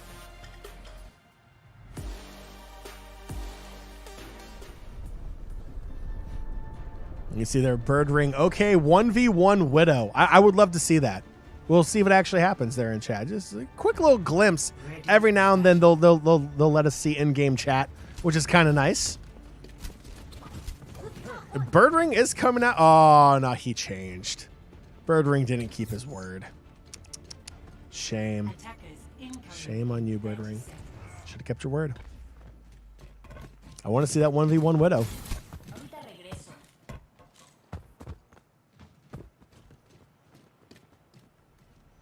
Justice on attack first. Gladiators on defense. They'll set up on the high ground.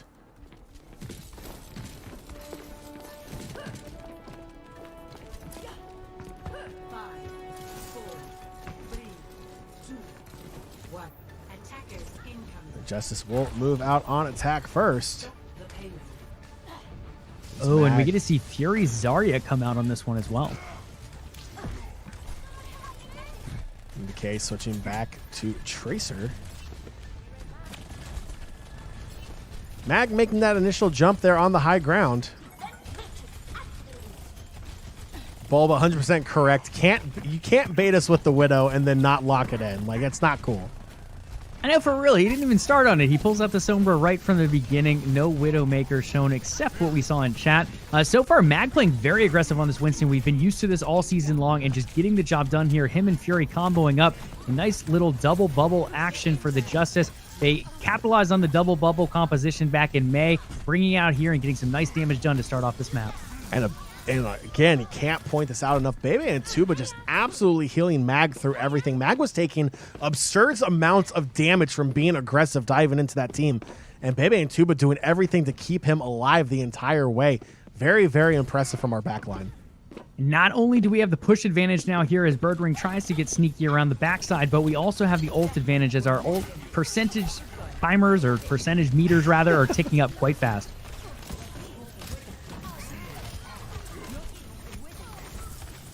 Tuba taking out space. But it's 2 kills on the side of Kevster and Birdring. Jerry getting the better of Muse, and that card's going to continue to push.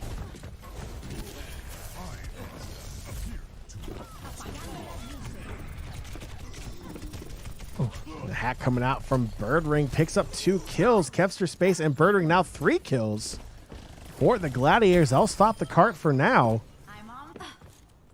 Yeah, huge clutch Sombra EMP coming out there, really changing the tide of that battle. It looked like the Justice were going to be able to cap off that first point rather quickly. In the end, Birdring's ultimate being a huge difference maker, allowing the Gladiators to reset and recontrol.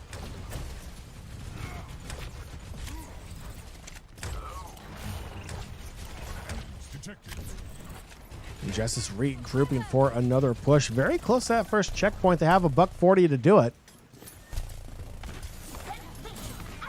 Plenty of time to push it just that short distance.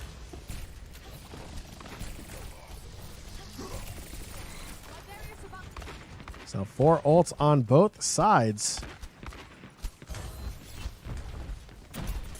We'll see how they use these ults here in this next team fight. Mag diving in once again, being the aggressor, gets put to sleep. So he gets healed through it. And Jerry with the Deadeye. Doesn't catch anyone, but it's enough to move the Gladiators back a bit, and now we'll let the Justice kind of push up.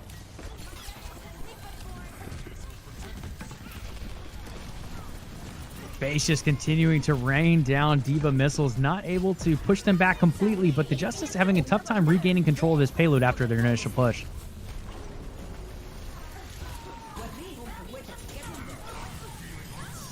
It's Mag, Fury, and Decay picking up kills, utilizing those ultimates that really hampered the Gladiators back on that side room. It's a team kill. That will be the first checkpoint. Jerry popping heads there on McCree. Yeah, can we talk about the coaching decision to move Jerry in here to play the hit scan here on Gibraltar, John? I would say it's paying off so far. A nice initial push, and then that coming through as well to secure the cap. Jerry getting the job done, and they do have Mag's ultimate to work with here early on in point 2. I need a doctor.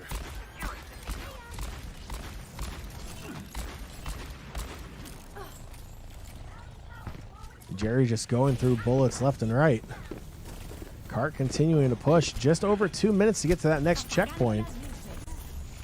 Birdring's EMP is out once again.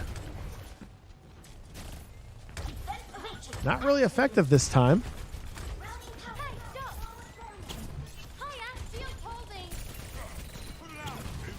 I like that Decay just has to announce his presence with a nice little hi from Tracer as well every time he enters the room. Can you just imagine how terrified the other team is? Like, oh, where's Decay? All of a sudden you hear a hiya behind you. You're like, oh, God. It's great. I love it. Decay's is very friendly. What can you say?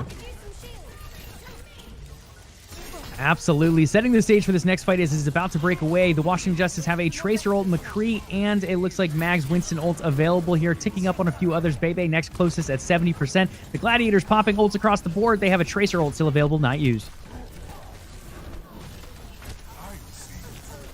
Bury in space. Space picking up the double kill. Kevstel picking up the pulse bomb onto Fury. That's going to be a team fight win for the Gladiators, and that's going to stall the push here for the Justice for a bit longer.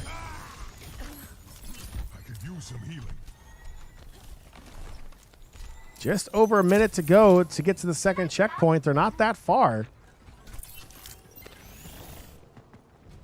Ults, as of right now, definitely an advantage of the Gladiators. Next team fight, Fury and Bebe should have their ults ready to go.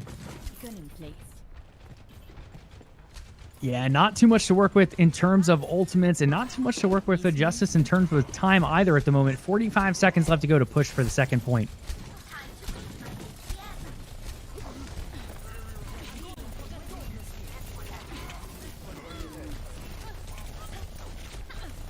Zarya ult is out. Now hold them back for just a little bit, set them up for more damage. Justice can lay on to now under 30 seconds.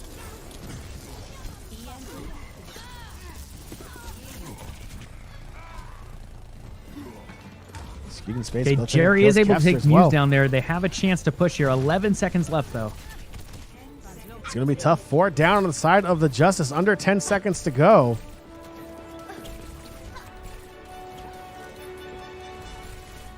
It's a decent push here for the Justice, but again, just unable to get it where they really want to. That's at the end of this map.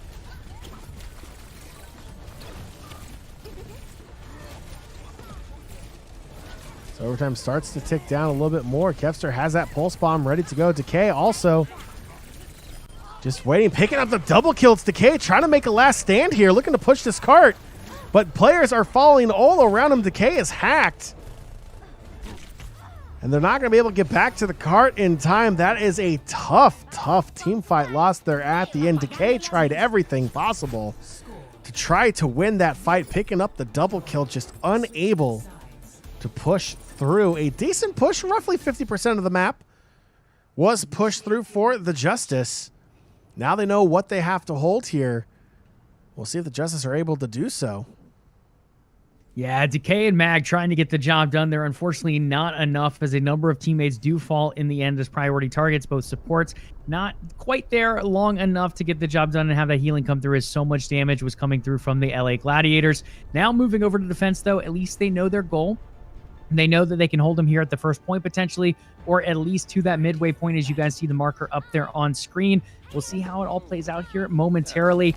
Defensively, we've done a little bit better on these escort maps, as the pushing seems to be our biggest struggle. So we'll see if they can hold them here early on. Gibraltar being one of those points where a lot of teams have a tough time making it even to that first capture.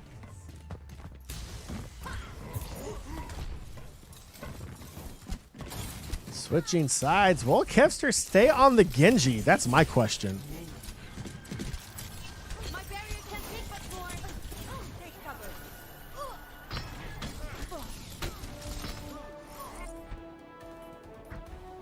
So far, looks like he is willing to hold on. He might do a last-second change. Yep, changes it over to Symmetra. And they are underway, moving around. Birdring is just going to dive straight behind the Justice back line. Yeah, trying to be disruptive, and so far working out, as he does pick off Jerry. Jerry drops down. That's the cue for the rest of the Gladiators to move in.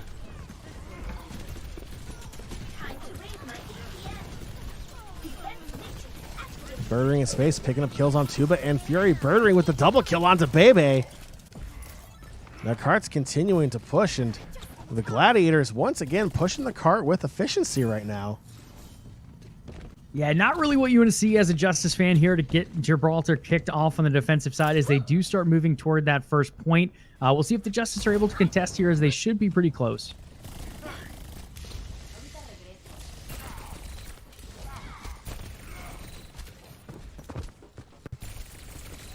Okay, trying to cause chaos to the back line of the Gladiators as well. Picks up the kill onto Shu.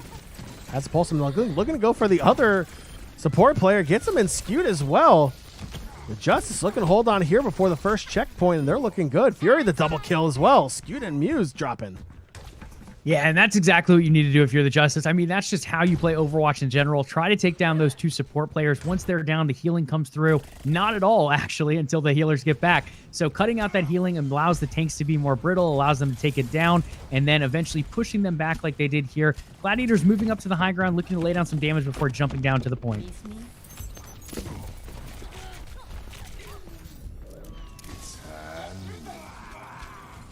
Jerry with the Deadeye. Looking to catch a player out, but the Gladiators are just going to hide behind a wall. Probably a smart move. Kevster's Pulse Bomb, nothing coming of that. Decay has his Pulse Bomb ready to go as well. And they'll get to the first checkpoint. They'll have just over 4 minutes to make it to that yellow tick on the bar. It's not that far that they have to go. Yeah, Justice held the high ground a little bit too long there on that point. I feel like they needed to drop down a bit earlier, but again, in doing so, you do allow a lot more vulnerability for that next level of a push if you're not able to get the stop there. We see them getting the push regardless off here, though, as they inch closer and closer to the tick they need if you're the LA Gladiators. Mac picks off Skewed. It's one support player down.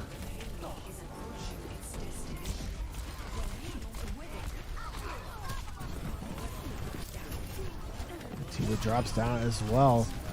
3.5 minutes still left in the time bank, and the payload's super close. Jerry catches Muse with the Deadeye. But that cart continues to push, and we'll get to it. And Joey What started out as a 2-0 series lead for the Justice has now evened out at 2 apiece. We are going to map 5 for only the second time this year, but we are heading to the exact same map that we went to last time in the best of 5 game series. We're heading to Busan. And finally, guys, I like our chances a lot better back on a control map. Again, Escort has been that struggle for us. Now we're past that. The hybrid portion of Escort, or the Escort portion of hybrid maps, is past us. We moved past Hollywood. We've now moved past Gibraltar. Unfortunately, neither map falling our way, but back on even footing here on Busan. We've looked strong on Busan overall. We almost took down the San Francisco Shock on Busan when they were playing incredibly well. So again, John, I feel much more comfortable. Unfortunately, having to go to a map 5 in the series, we would have liked a clean 3-0. But in the end, if we do have to pick a map to go to, I'm glad it's not an Escort. We're back on the comfort of control.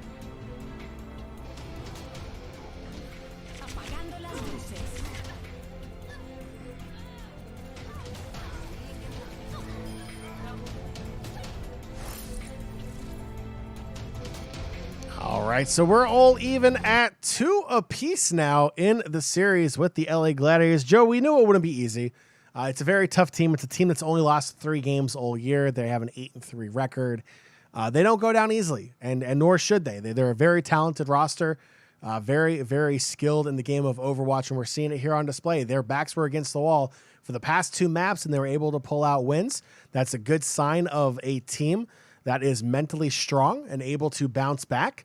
And that's what we saw here. And the Justice are going to have to find a way to close it out as we head to Busan for the last map here in this 5-game series. Again, Nepal, same style of map, going 2-1 in favor of the Justice. Both teams having complete 100 O's, 100 to zeros, I should say, against each other, both on point 1 and point 3. The Gladiators first and the Justice on point 3, with map 2 going in favor of the Justice as well. So these are 2 teams that know how to play these maps well. It goes back and forth. I expect to see a lot more back and forth. I don't necessarily expect to see a lot of 100 to zeros here on Busan. It's not as tight as what we saw on Nepal. So it will definitely be interesting here to see how the Justice pull this one out. Again, in 5 map series so far this year, they are 0-1. There's a great chance here to even it out here and take the series. It has to be here in Busan with a win here against the Gladiators. It's going to be tough. We're here for the long haul. We'll see what happens, but I feel like they can do it. Yeah, absolutely. I mean, right now the momentum is in favor of the Gladiators. They did end up winning on Hollywood, then they won on Gibraltar. Now heading back into a comfort map for the Justice, though. Again, as you mentioned, we didn't win that best of 5 up on Busan. That was up against the defending champions in the San Francisco Shock. They were playing very well at the time as well. We pushed them to that Game 5 map, and now, again, we weren't able to come out with it, but this one I like our chances a lot more. Moving back, it's a great time to reset. A little bit of a timeout here as we get ready to move back to a control map. For the Justice, I think you just go back to comfort picks. Regardless of who you put in the lineup, whether it's Jerry, whether it's Assassin, whether it's Tuba, whether it's Closer, play your comfort picks, play out the control map like you like to. This is, again, as you mentioned, similar to Nepal in the picks that we usually see come out from the Justice. We won Nepal. There's no reason we shouldn't be able to win Busan here. Come out, and again, this is an LA Gladiators team that was favored over the Justice to win this series. We're pushing them to a Game 5, and we've looked quite strong doing it outside of a couple maps here and there. So I think we have enough in our tank to get the job done here. Yeah, the only 2 maps we didn't look good doing it at is Escort and Hybrid, which has Escort in it. So we'll just go ahead and throw that out there right now. Joey, I'm not a fan of that game mode. I'm not a fan of it when I'm watching it. I'm not a fan of it when I'm playing it. I'm just not a fan of it. That's my own personal opinion. I know a lot of people who love those maps, and that's completely fine. I just say it because I'm not good at it. Simple as that. Joey, we are 45 seconds away from map number 5 here against the Gladiators. It is all tied up at 2 apiece. Justice taking the first 2. Gladiators responding with 2 in a row as well, heading to the last control map in Busan. Will we see any more subs? We saw Birdring come back in for the Gladiators. That seemed to play in their favor as well. We saw Jerry come in to play the hit scan. While the hit scan did play out well for the Justice, again, didn't solve the issues, didn't solve the fact that for whatever reason we are still struggling on Escort maps. It didn't really help out. Are we going to see the return of Closer, or are we going to see the return of Assassin here going into the final map for this final push? I personally think you make both changes. I think you put Closer back in. I think you put Assassin back in. Both players played it very well on the initial control point that we saw. And it does look like that's what's going to happen, John. They did just pop up. So Assassin will be coming back in place of Jerry. And we do have Closer replacing Tuba as well. Absolutely. The Justice looking to close this out. Currently 2-1 in the Summer Showdown. That is their record. Looking to go 3-1, trying to get that better seeding in the Summer Showdown qualifiers. Again, they're right there. Assassin back in for Jerry. And they'll say here momentarily, Closer back in for Tuba. And speaking of Tuba, he will be joining us here at the end of the series, pending a Justice win on the post-game show. So again, if you do have any questions for Tuba, make sure to get those in chat. We will try our best to work those in to the interview. We'll keep an eye out for those in chat as well. In chat, also, what are you looking forward here in map number 5? What are your keys to success? Let us know. We'll get those read out loud here for you on the stream. But it is going to be a great matchup here between the Justice and Gladiators here on map 5. Winner takes all. It's going to happen here on Busan. Super excited. And there's a quick little recap for you. Nepal and Hanamura going in favor of the Justice. Hollywood and Gibraltar in favor of the Gladiators. Up next is Busan, the control map that determines the outcome of this series.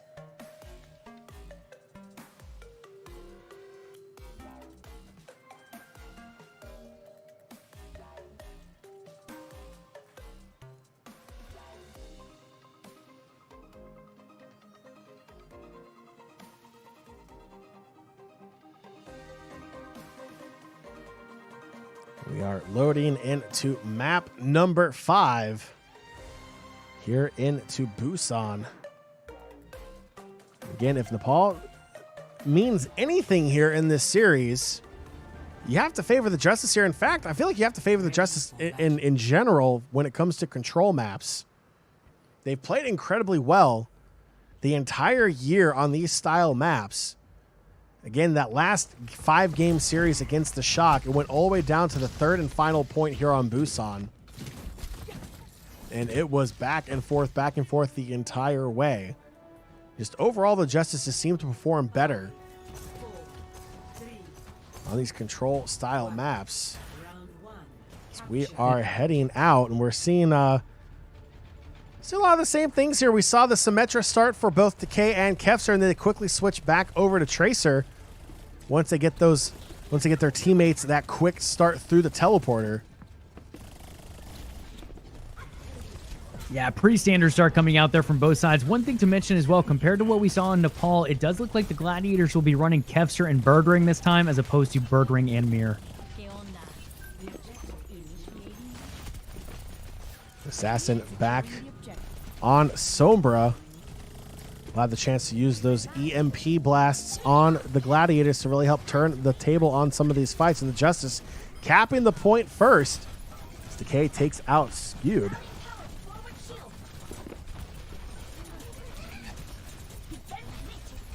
So Gladiators look for a quick recap here.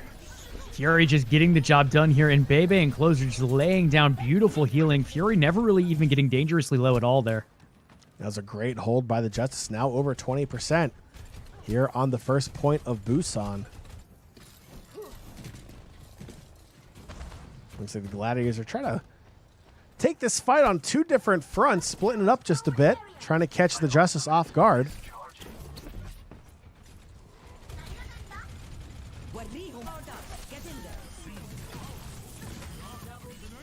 Mag picking up kills as well. Mag and Fury, 2 kills onto Skewed and Shu. Space has been demeched and probably dropping here quick. Muse melting away as well. Mag just going all over the place. Laying down the defense damage. Coming out there from the Justice, continuing to tick up on this point. 60% now. Ultimate's available. Decay has that pulse bomb up. Assassin getting very close to EMP. Mag with a Winston ult and Fury with the Diva ult as well.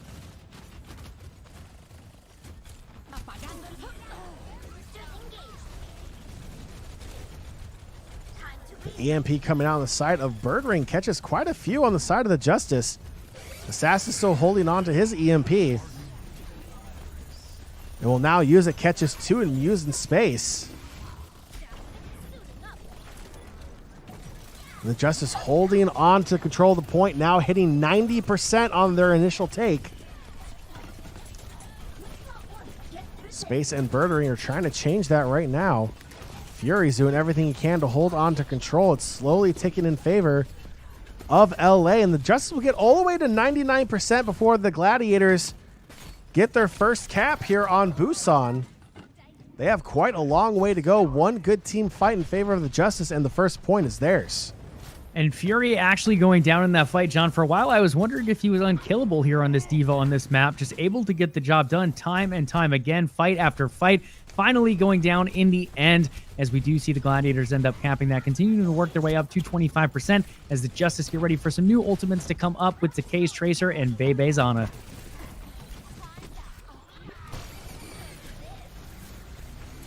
More fighting inside of that small room known as the International Theater.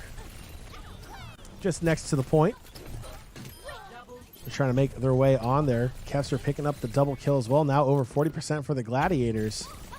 Is that fight not going in favor of the Justice? They'll have to regroup for another push. And I think the Justice are okay with this because they were able to bait out, I believe, 4 ultimates from the Gladiators came out in that fight. Their next one available is going to be Sombra, around 90% right now. But after that, the next closest is 50%. On the side of the Justice, they do have that Ana ult available, as well as a number of others that are much closer than their counterparts on the Gladiators. I'm out of here. Beacon in place. More fighting on the point. The Justice trying to win control back. Now the Gladiators over 70%. And the Justice will recap, sending it immediately into overtime. As the EMP catches 2 from Assassin as well. Closer activating his ultimate on Briggs. Space doing everything he can to try to hold on. It's not going to be enough. Now it's Birdring on Sombra, trying to delay that timer, waiting for his teammates to get back. And the EMP comes out, but it doesn't mean much as Fury and Bebe take down Birdring and Muse. Looking to hold on. Just a couple more players, and that will do it. It's a 176 completion here for the Washington Justice. Point 1 in the back pocket. Just one more to go for the Justice to close out map 5 on Busan. We said it before, John. We feel much more comfortable as Justice fans moving to a map that does not have an escort portion. Control is all about that capture, and that is what we do well. Getting the job done here on the first point. A little bit closer than what we saw on some of those Nepal points, but hey, a capture is a capture. In the end, we find ourselves up 1-0 heading into point 2.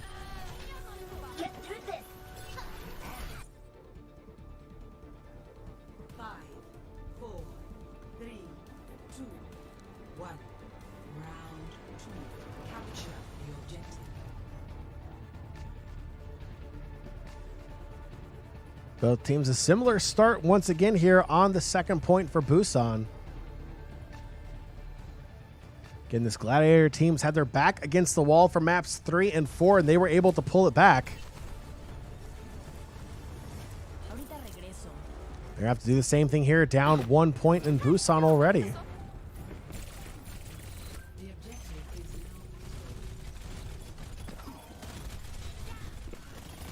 Both teams struggling to settle who's going to get the first capture off. It looks like Birdring Sombra trying to get cheeky here, going behind the line, able to get healed up before getting taken down. The Gladiators looking to try to cap the point first. We have about halfway on their meter as they take more Justice players out, and they have a good chance here. They will go in and cap it first. Here on the second point of Busan, they'll start their journey up towards 100. We'll give them a little bit of hope before snatching it away right beneath their highs. We'll see how this goes. They're 12%, so looking at the ultimates, both teams right around 50% across the board for the most part. So far, the Gladiators able to set up nice defensive measures here. Assassin Sombra is going to be one to watch on this point in particular. We've seen him get some very, very big clutch EMPs off, not only on Sombra, but on this map in particular. That could be a huge difference maker on this cap as well.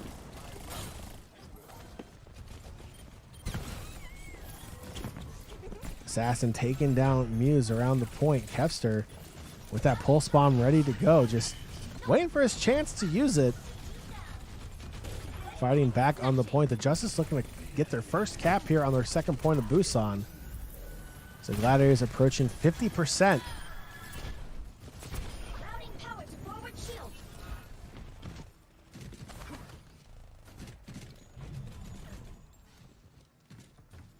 The Justice will have to go ahead and reset Fury back up. All 6 members of the Justice ready to go.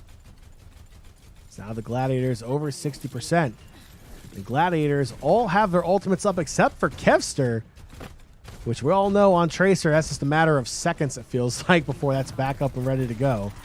And this should be evened out across the board here in a second because the Justice are getting very close. 5 players above 90% now as well.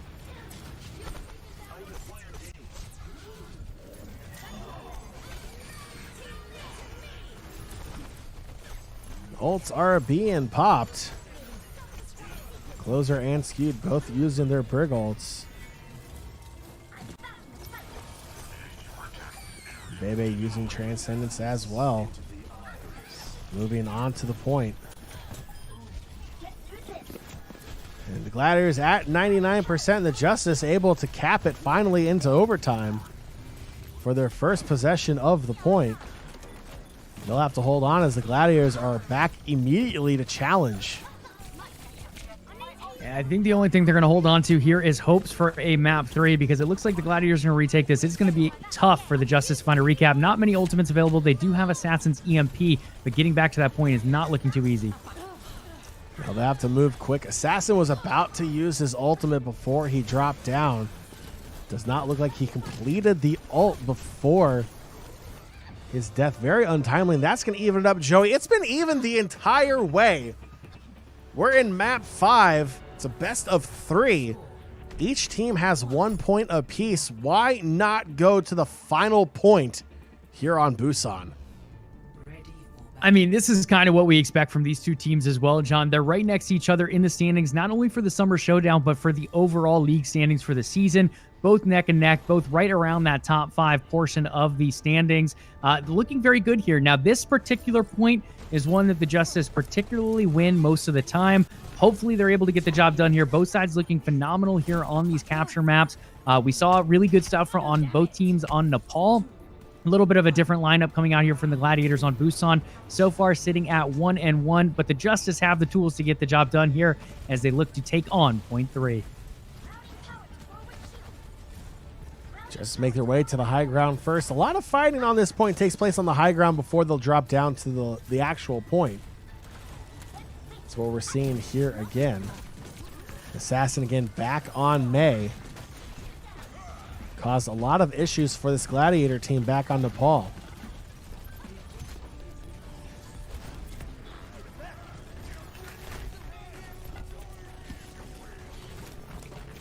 And Justice looking to cap first. Here's someone who loves statistics. Here's one for you. Everyone so far who has capped the point first in Busan has won the point. We're going to hope that's not a caster curse saying that out loud. But in the end, the Justice with a nice start here. 15% already taken percentile-wise. Looking to push them back toward their spawn are the Justice against the Gladiators. There's ultimates starting to tick up as well. Assassin, we've seen his May be a huge difference maker today, especially on control maps. Sitting at 90% for that May ult. Decay at 80% for Symmetra's ult. And Bebe getting close up in the 90 percentile now as well for a potential Baptiste ult available.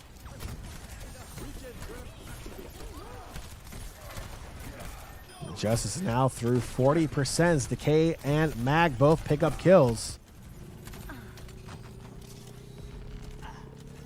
And this is what we in solo queue call spawn killing.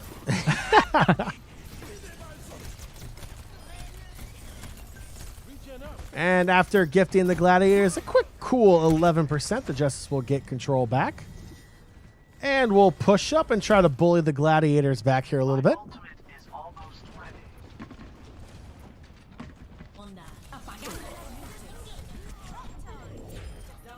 That was a really big Sombra ult coming out, and then Kevster able to get the job done with the pulse bomb from the Tracer as well. Kevster now with 3 kills. Birdring adding another one on as well, as the Gladiators will recap here. The Justice is 67% versus the Gladiators now at 12. Yeah, that was just an overall dirty team fight by the Gladiators. Got to give credit when credit's due. That was very good on their part. Yeah, I don't think the Justice noticed that Sombra got behind them. Obviously, the invisibility being a big factor there. Birdring going behind them, laying down that EMP really caught them off guard, and in the end was able to allow the Gladiators to recap. Show of hands here, fam. How many people enjoy invisibility in these kinds of games?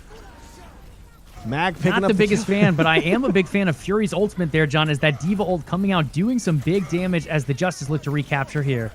And they will recap, and they're already at 70%. Gladiators only at 39. The Justice again going to push up. Wanting to make sure this Gladiators team is finished off here, and they want to do it here on the final point. The Gladiators looking for a similar strategy as well, trying to move that Sombra and Tracer behind. The difference being the Pulse Bomb and the EMP are not currently up and available. Bebe and Decay picking up kills on Shoot and Skewed. Space now dropping to Assassin. Assassin has the Blizzard ready, just waiting for that next grouped up team fight. We're into overtime. The Gladiators have to make a final push. Assassin looking to set up to toss in that Blizzard. Great wall there will hold them off. They'll have to find a different way through now. And there goes the Blizzard right on the point.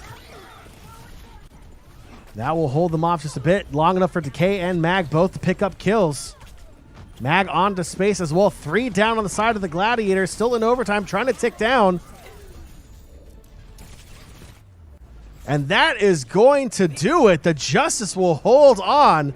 The final point of map 5, and Justice was served. Justice fighting to Justice is served, just like that, Sean. We struggled on the escort maps. We forecasted at the beginning of the show. It ended up happening, unfortunately, but we did see some improvements as we were able to finish off that first run on Hollywood. In the end, dropping the map, but again, those improvements coming through week over week. Then we go back to our comfort on a control map, get the job done here on the third point on Busan, take home the victory, and again, we have qualified for the qualifiers of the Summer Showdown. Absolutely. This one was a little bit of a nail biter. A lot of overtime. A lot of last-second plays. But nonetheless, the Justice find a way to pull it out and win their first 5-map series. 3-2 over the LA Gladiators. And any way you can do it, you got to be happy. That's exactly what the Justice did. Boy. Got to love it. Got to love it. Let's go ahead and switch it back over here. So, all right. So the Justice move up to 8-4. In fact, they actually tie for the Gladiators now with an 8-4 record. We'll have to check the updated standings here in just a few moments for the overall record, but it's a very, very big win here for the Washington Justice. Justice fans, I know you are definitely happy with the way these guys have played. And before we send it over here into a break, we'll take a look at the player of the game, and they're going to give it to Assassin. And you know what? I'm going to have to agree. Assassin definitely deserves this. Not just his May play on Nepal, but just his play overall, even on Sombra like we're seeing right now. Crucial EMPs, turning the tides of these team fights. And when he didn't have the EMP up ready to go, the hacks were absolutely amazing. His Ashe play, it was great. I wouldn't put it up there with his May and his Sombra play that we saw today, but still very, very good from Assassin, regardless of the champion that he played on here today. Assassin definitely worthy of the player of the match. Take a look at some of these stats here for Assassin. Just absolutely dirty. 11 eliminations per 10 minutes. 21.2 enemies hacked per 10 minutes. That is just disgusting. On average, gets 2.5 players in his EMP. And his deaths, only 4, roughly 5 deaths, if you will, if you want to round that up here. But just absolutely very impressive here on Sombra in today's match against the Gladiators. Yeah, the whole team played well, but Assassin just played on a whole nother level. An easy MVP to give out there. I think Fury is probably your next in line. The supports played quite well for the Justice too, keeping those tanks alive in a number of different situations. But Assassin was just next level. His May, his Ashe, his Sombra, able to get the job done time and time again, laying down the damage, laying down really the utility in a lot of those situations as well. Easily earning a great MVP. And it looks like the Overwatch League will be having Tuba as their interview, and then we'll bring him on here for our post-game show as well. Absolutely. So again, Justice win 3-2. We are going to throw it to a quick break. On the other side, we will be back with Tuba. Don't go anywhere. We'll be right back with the post-game show here on the official YouTube channel of the Washington Justice.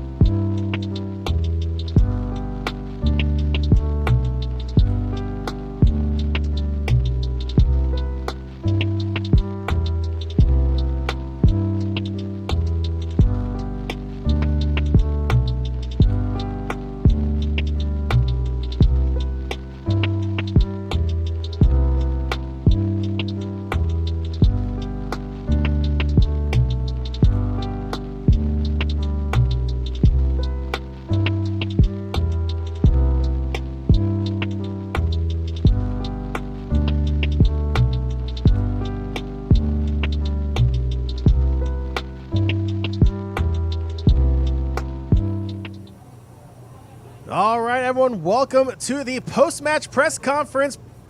And it is time that we are joined by Tuba. Congratulations, Tuba. 2 starts here for you today, or two series that you played in. 2-0, your record so far. How good does it feel to be back on the virtual stage? 일단 오늘 승리 정말 축하드립니다. 어제도 경기를 하셨고 오늘도 경기를 하셔서 승리를 거두시게 됐는데 그래서 3대0으로 오늘은 3대2로 이기시게 됐는데 어떻게 다시 경기를 뛰시게 된 소감이 어떠신가요? 그냥 오랜만에 경기 뛰어서 너무 재밌었어. Yeah, it's been a long time being on stage, so it was really fun to play. Absolutely. So not only did we get to see your debut for this season yesterday, but we also got to see you debut as a player in the support role, subbing in for closer. What were some of the changes that you had to make to your play style in adjusting from a DPS role over to the support role? 네, 맞습니다. 어제 뚜바 선수의 데뷔전 뿐이었을 뿐만 아니라 어제 또 힐러로서 데뷔를 하셨는데 이제 클로저 선수 대신 교체 선수로 들어가시고 뛰게 되셨는데 딜러로 뛰시다가 힐러로 이제 뛰보시니까 어떻게 플레이 스타일을 많이 바꾸셨을 텐데 어떤 플레이 스타일을 바꾸려고 노력하셨는지 또 특별히 바꾸려고 한 부분이 있으면 뭐가 있을까요? 그냥 최대한 서브 힐러 베베하고 그냥 최대한 같이 살려고 했던 것 같아요. 버티면서. Yeah, so I try to survive a lot with Bebe, our flex support, and as much as possible and survive as much as longer. Yeah. So Tuba, moving from support back to your role as a DPS, since we've seen that you're capable of playing both roles, one of the strengths of the Justice is having a strong, really core of DPS players in general in yourself, Decay, Assassin, and Jerry. Do you feel that the four of you have been able to learn from each other throughout the season to improve both your individual play and team play? 네, 그래서 힐러부터 이제 딜러까지 역할을 담당하셨는데 또 뚜바 선수부터 포함해서 저희 워싱턴 저스티스의 DK의 어쌔신 제리 선수까지 다 딜러로 계신데 정말 단단한 딜러진을 갖추고 있는데요. 뚜바 선수가 보기에는 포함해서 4명의 딜러진들이 이번 시즌 동안 서로를 보면서 많이 배우고 또 개인 기량과 팀 플레이적으로 많이 이제 보면서 많이 성장하고 끌어올렸다고 생각하시나요? 네, 그냥 서로 잘 도와주면서 이제 그런 것 때문에 더 경기력이 좋아진 것 같다고 생각합니다. Yeah, so we've helped each other a lot and we are growing together. So thanks to that, our also performance is getting better. Excellent. We love to hear that as Justice fans. So the next set of matches, just to look forward, your next set of regular season matches for the Justice is a tough schedule with the Houston Outlaws on July 30th, as well as a rematch with the LA Gladiators again on August 1st. And now on top of that, qualifying here for the Summer Showdown, you have the Paris Eternal tomorrow. In your opinion, what does the team need to do to be ready for these matches? 네, 맞습니다. 저스티스에서 다음 토너먼트 상대 또한 정말 막강한 상대인데요. 이제 7월 30일에는 휴스턴, 그리고 8월 1일에는 글래디, 그리고 이번에 예선 넉아웃에 진출하시게 되면서 파리랑 상대로 또 겨루시게 되셨는데 이 매치를 어떻게 준비하실 생각이신지 뚜바 선수의 개인적인 의견을 알려주세요. 그냥 팀끼리 더 보완해야 될 건 보완하고 실수 좀 더 고쳐가면서 이제 단단하게 준비해서 가도록 해야죠. Yeah, so we will try to improve as a team, and then we will minimize our mistakes and make up for it, and then we will solidify our strategies. All right, Tuba, thank you so much for joining us here on the post-match show. Congratulations on the hard-fought 5-map win today against the Gladiators, and we will see you tomorrow, 3 p.m. Eastern tomorrow for the Paris Eternal match. Thank you so much. 오늘 인터뷰 정말 감사드리고 오늘 정말 5맵까지 이렇게 해서 승리를 거두시게 되셨는데 정말 수고 많으셨고 내일 또 파리랑 이스턴 타임으로는 3시에 또 경기를 뛰시게 되실 텐데 네, 오늘 인터뷰 정말 감사합니다. Yeah, thank you. All right, thank you, Henny, as always, and we look forward to talking to you soon. Bye. Thank you.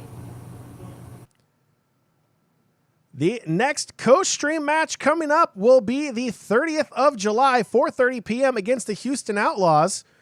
But that is not going to be the next match for the Justice. As you just heard, we are the 4th seed in the Summer Showdown. We'll be taking on the 5th seed Paris Eternal tomorrow. That is Sunday the 11th. That is a 3 p.m. start time. To catch that, you will have to go to the official the official Overwatch League stream. They don't let us do co-streams for these little tournaments that they do here in the middle of the season. That's completely fine. So definitely check that out tomorrow, 3 p.m. Eastern time for the match against the Paris Eternal. Joey, I'm hyped for it. I'm so hyped. The 5-game series today. beat the LA Gladiators. And, you know, we had a lot of overtime matches. We had a lot of close cut matches. We started out 2-0 in favor. We felt pretty good about it, but then we hit that hybrid and escort portion of the play maps, and it didn't work out so well. But in the end, on Busan, it did go the distance, all 3 points. Justice able to close it out, and ultimately we got what we wanted to see, and that is a big win for the Washington Justice against another quality team in the Gladiators. Absolutely. And after missing out on the potential event there in May, we did qualify, but not quite making it all the way. And then in June, missing qualification entirely. We are back in the Summer Showdown, back in form with another chance starting tomorrow against the Paris Eternal. All right, that is going to do it for us here on the official co-stream of the Washington Justice. Thank you all so much for interacting in the chat, and thank you so much for watching. On behalf of Joey Courtside, King McDermott, my name is John Fiasco Byram. We will see you all on the 30th right here for the official co-stream. We will see you in the chat room tomorrow for the Summer Showdown match against the Paris Eternal. Until then, have a fantastic weekend.